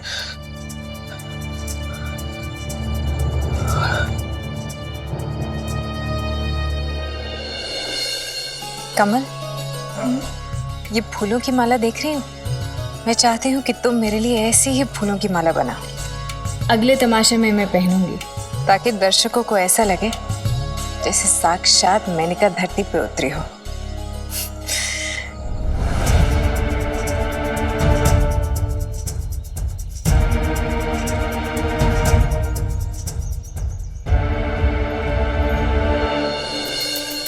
चंपा,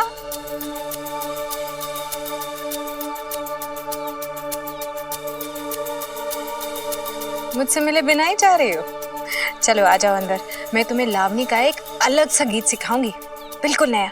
नहीं, मुझे घर पे काम है। अच्छा, जलेबी तो खाओगी? नहीं, मैं अपना वादा नहीं तोड़ सकती। नहीं, मैं नहीं खा सकती। मैंने साय के सामने माँ से वादा किया था, मैं वादा नहीं तोड़ सकती। और कल रात तुमने साय के साथ बुरा बर्ताव भी किया। चलो। साई साई साई, बस एक बार चार्ल्स मेरा तमाशा देख ले यहाँ आके, फिर देखना शिरडी छोड़ने से पहले मैं तुम्हारा वो हाल करूंगी कि तुम मरते दम तक याद रखोगे। तुमने भगवान का सहारा लेके लोगों को उल्लू बनाया, लेकिन तुम भूल गए कि अंग्रेजों के राज में सिर्फ एक भगवान है, और वो है अंग्रेजी सरकार। और अंग्रेज सरकार जिसके साथ है उससे कोई जीत नहीं सकता।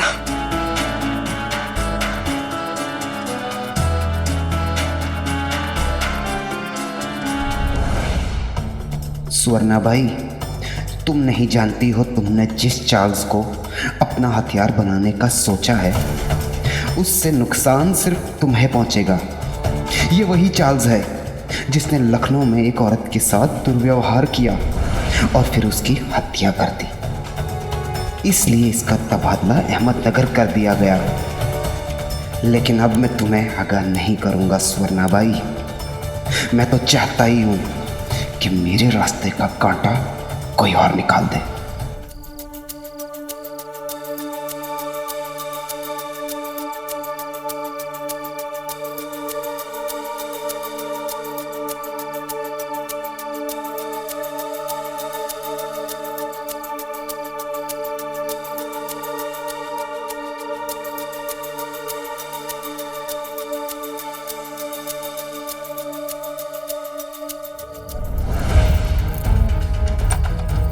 ये देखो, सोते वक्त भी ये चाबियां अपने पल्लू से ही बांध के रखती है।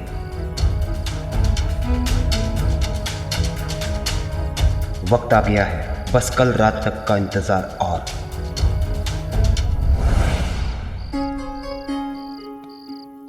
अहंकार को मनुष्य अपनी शक्ति समझने की भूल करता है,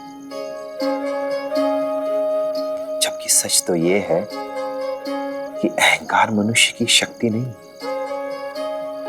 उसकी सबसे बड़ी कमजोरी है।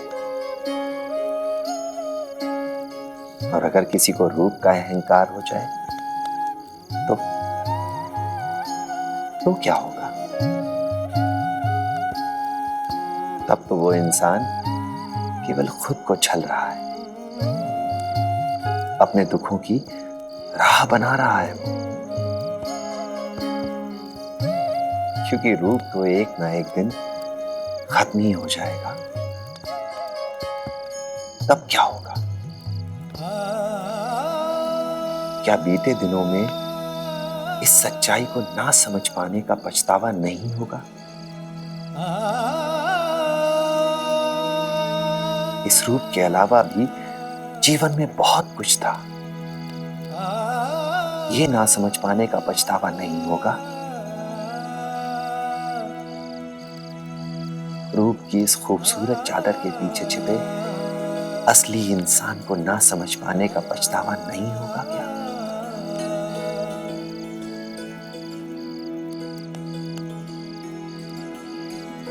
अच्छे कर्म करो, क्योंकि अच्छे कर्मों की इस दुनिया को बहुत जरूरत है।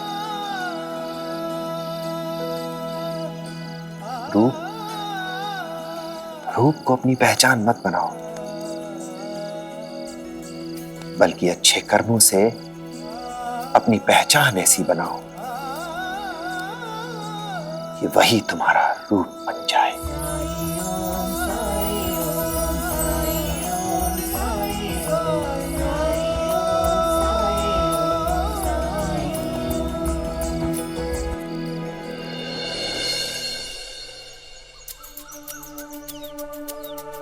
सुनो सुनो सुनो, गांव वालों सुनो, आज रात स्वर्णाबाई अंग्रेज अफसर के लिए खास खेल दिखाएगी। लाट साहिब के दफ्तर से बड़ा अंग्रेज अफसर शिरडी आ रहा है तमाशा देखने, तो देखना ना भूले स्वर्णाबाई का तमाशा। अंग्रेज अफसर के लिए खास खेल? इसका मतलब कि स्वर्णाबाई ने कुछ खास तैयारी की होगी। पिछली बार तो तमाशा नहीं देख पाया, लेकिन इस बार तमाशा जरूर देखूंगा। मैं जरूर जाऊंगा।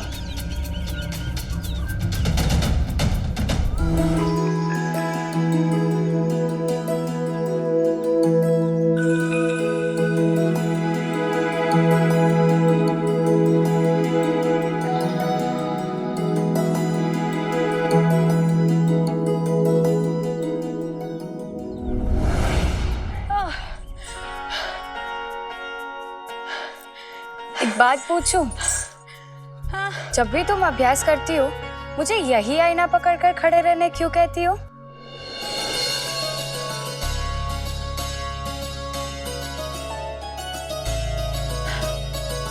मेरा पहला खेल।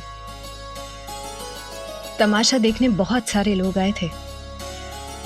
उन्हीं में से एक अमीर कदरदान ने मुझे ये आईना देते हुए कहा था कि ये मुझे हमेशा याद दिलाएगा कि मैं सुंदर दिखूं। वो बात मैं आज तक नहीं भूली। आईना पकड़।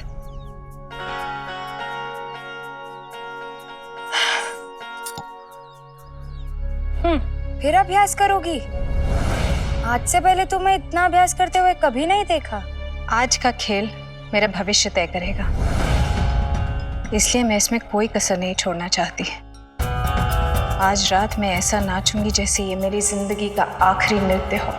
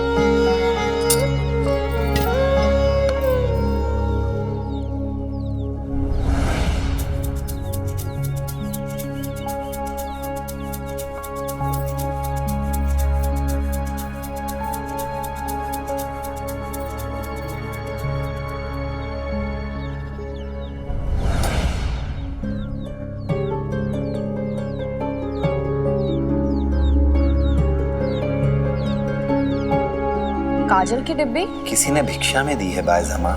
क्या? काजल की डिब्बी भिक्षा में कौन देता है? सुवर्णा बाई। भिक्षा को मजाक समझ रखा है उसने। इसकी यहाँ कोई जरूरत नहीं है। बायजमा, जरूरत है।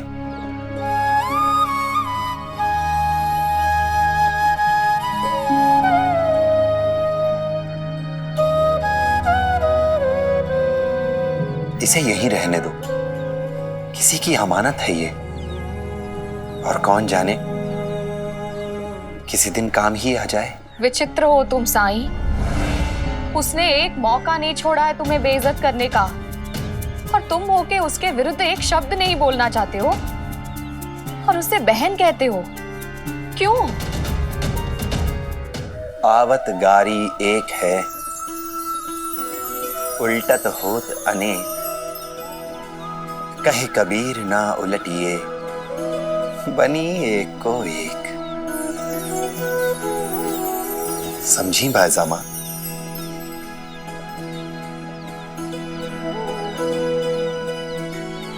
अगर गाली के जवाब में गाली ही दी जाए तो गालियों की संख्या बढ़ती ही जाएगी, और अगर जवाब ना दिया जाए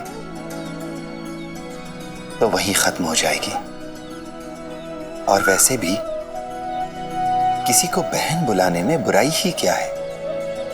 तुम्हें भी तो बायजा माँ कहता हूं मैं, तो इस नाते तो वो तुम्हारी बेटी हुई बायजा। बस साईं,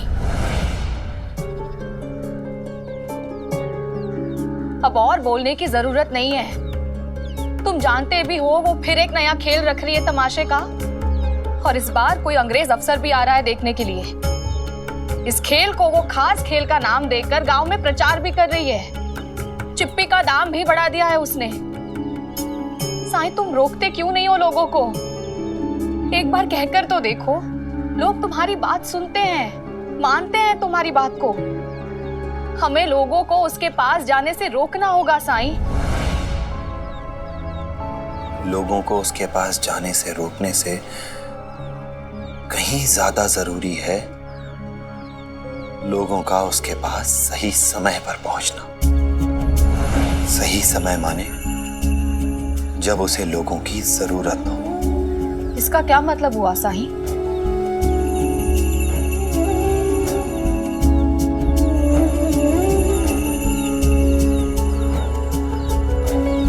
अल्लाह मालिक।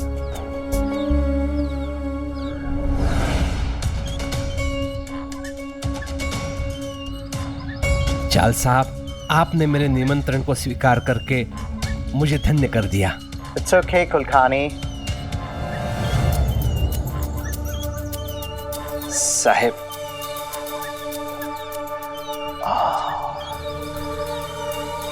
स्वर्णा भाई ने आपके लिए भिजवाया है। Beautiful। भेजा है तो खिला भी दो।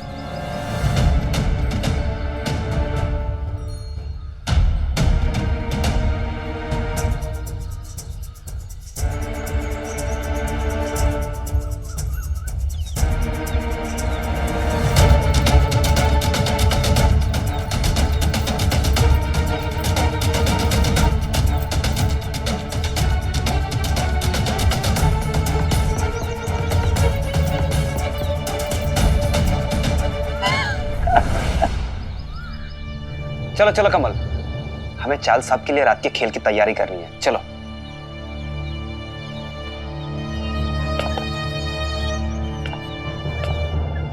कुलखानी, ये सुहाना बाई क्या सच में बहुत खूबसूरत है? हाँ? हरिओम।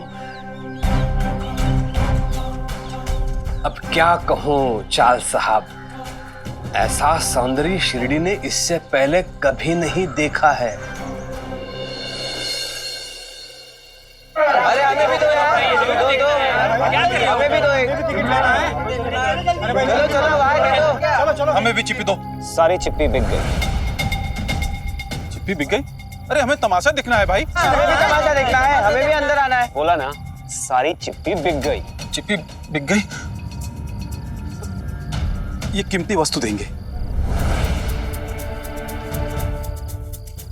दुगना दाम दोगे तो कुछ इंतजाम करता हूं तुम लोगों के लिए। ठीक है, इंतजार करो।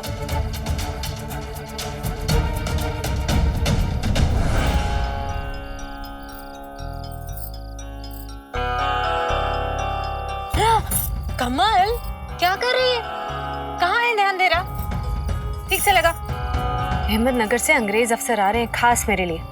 किसी भी चीज की कोई कमी नहीं रहनी चाहिए, समझ रही है ना?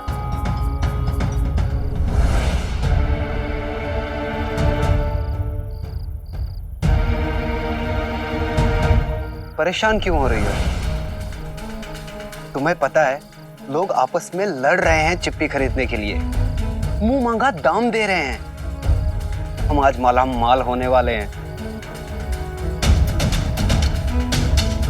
नहीं,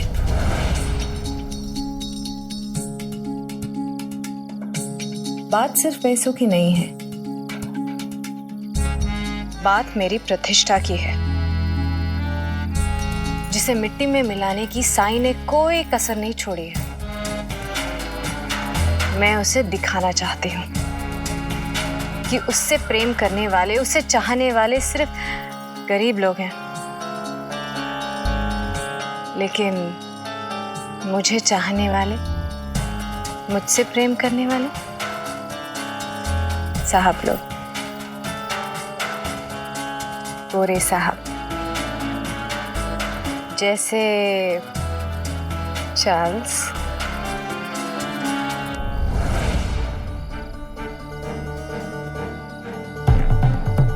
तुम्हारी यही चाहत तुम्हें बहुत भारी पड़ेगी स्वर्णा बाई।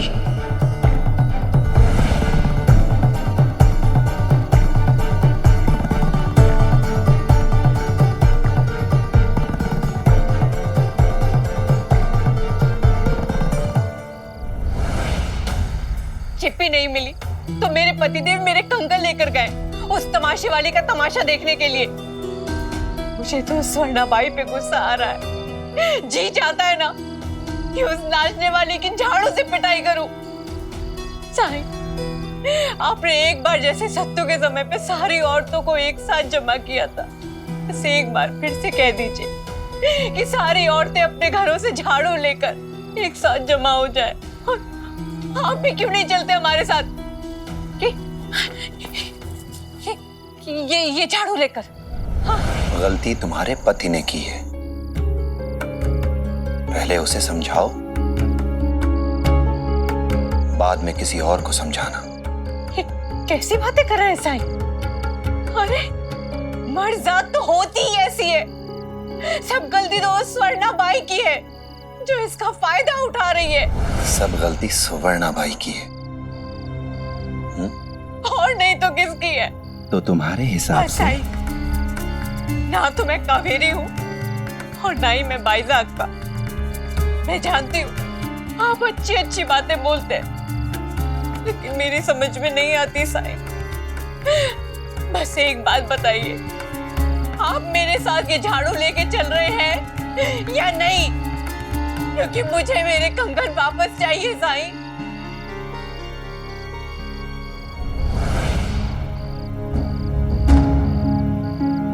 तो तुम्हें पूरा विश्वास है कि एक तरह से तुम्हारा कंगन सुवर्णा बाई ने लिया है, लेकिन अगर तुम्हें तुम्हारा कंगन चाहिए तो कोई ऐसी चीज जो सुवर्णा बाई तुमसे चाहे और जो तुम्हारी हो, दे सकोगी उसे? मतलब कंगन के बदले? लेकिन मेरे पास सब चीजें तो चांदी की है, बस एक वही सोने का था। लेकिन उसे अगर कम कीमती सामान चाहिए तो मैं उसे लाकर दे दूंगी। याद रहे,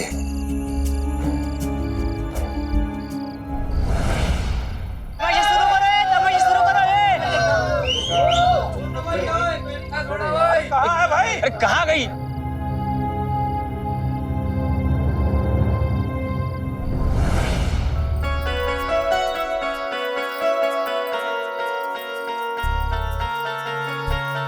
चार्ल्स आ गया।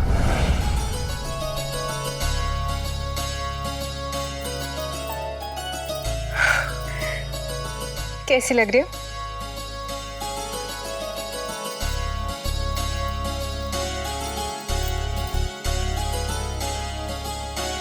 जितनी दिखनी चाहिए उससे ज्यादा सुंदर। लेकिन जो तुमने पहना है वो बदल दो। क्यों? अच्छा नहीं लग रहा? अच्छा तो लग रहा है, वो क्या है ना, ये चाबियों का छल्ला जच नहीं रहा है इसे। हाँ, मैं भी यही कहने वाली थी। ओहो, इतना समय लगा है मुझे तैयार होने में। अब अगर साड़ी बदलने जाऊंगी तो गोरा साहब मेरा इंतजार नहीं करेगा।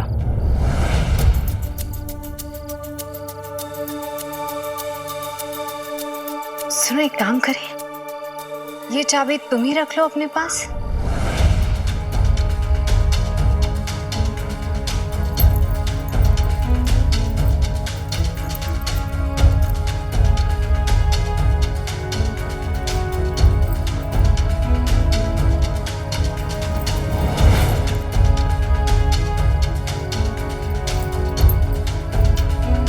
संभाल के रखना।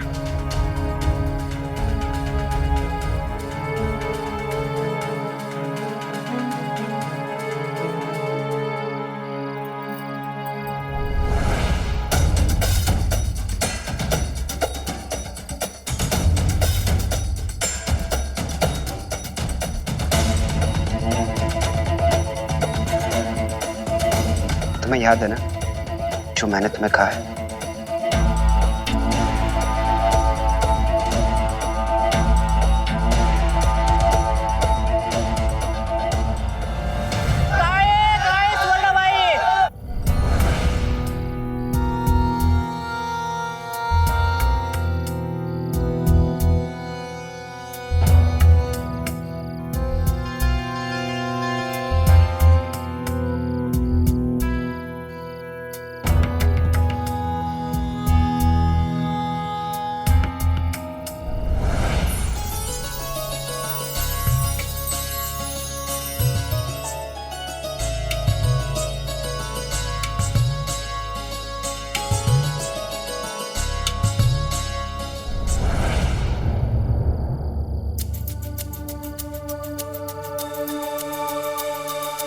ये चिलमन क्यों है बीच में?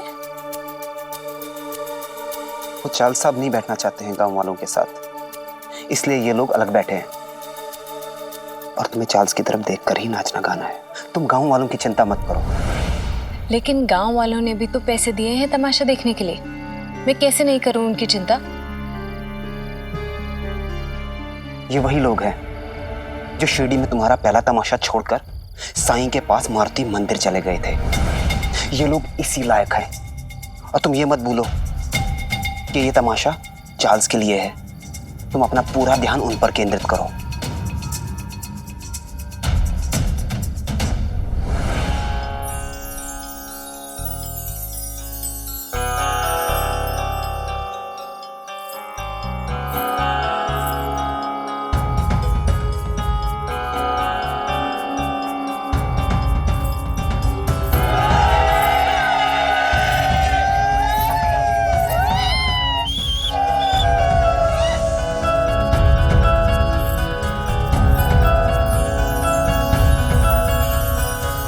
वाह,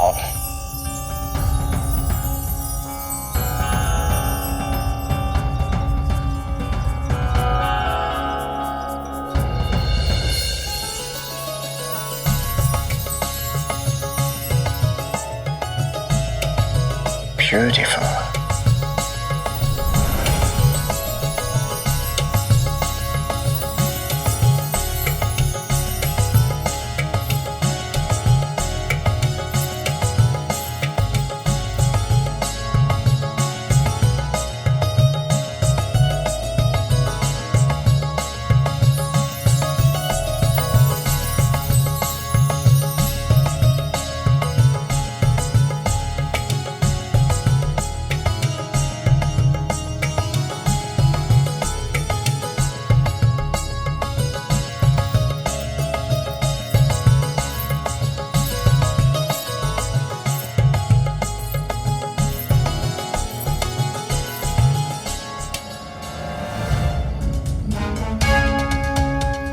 मैं स्वर्ण बाई का तमाशा अकेले में देखना चाहता हूँ।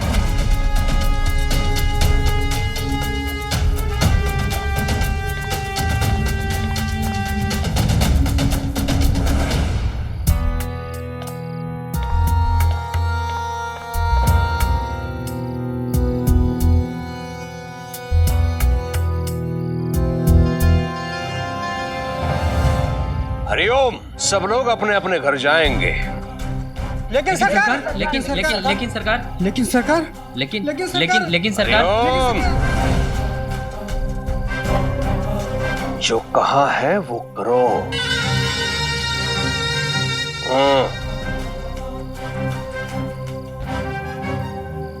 सुवर्णाबाई, चार्ल्स साहब तुम्हारा तमाशा अकेले में देखना चाहते हैं, इसलिए खास ख्याल रखना उनका और अच्छी तरह से खातिरदारी करना।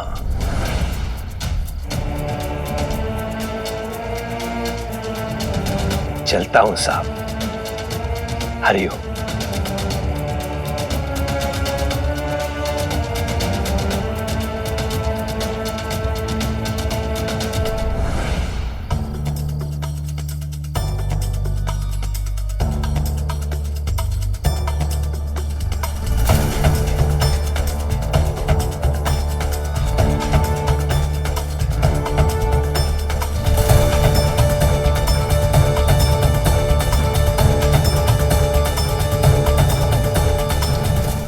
ऐसे और भी मज़ेदार वीडियो के लिए हमारे चैनल को लाइक, शेयर और सब्सक्राइब करें।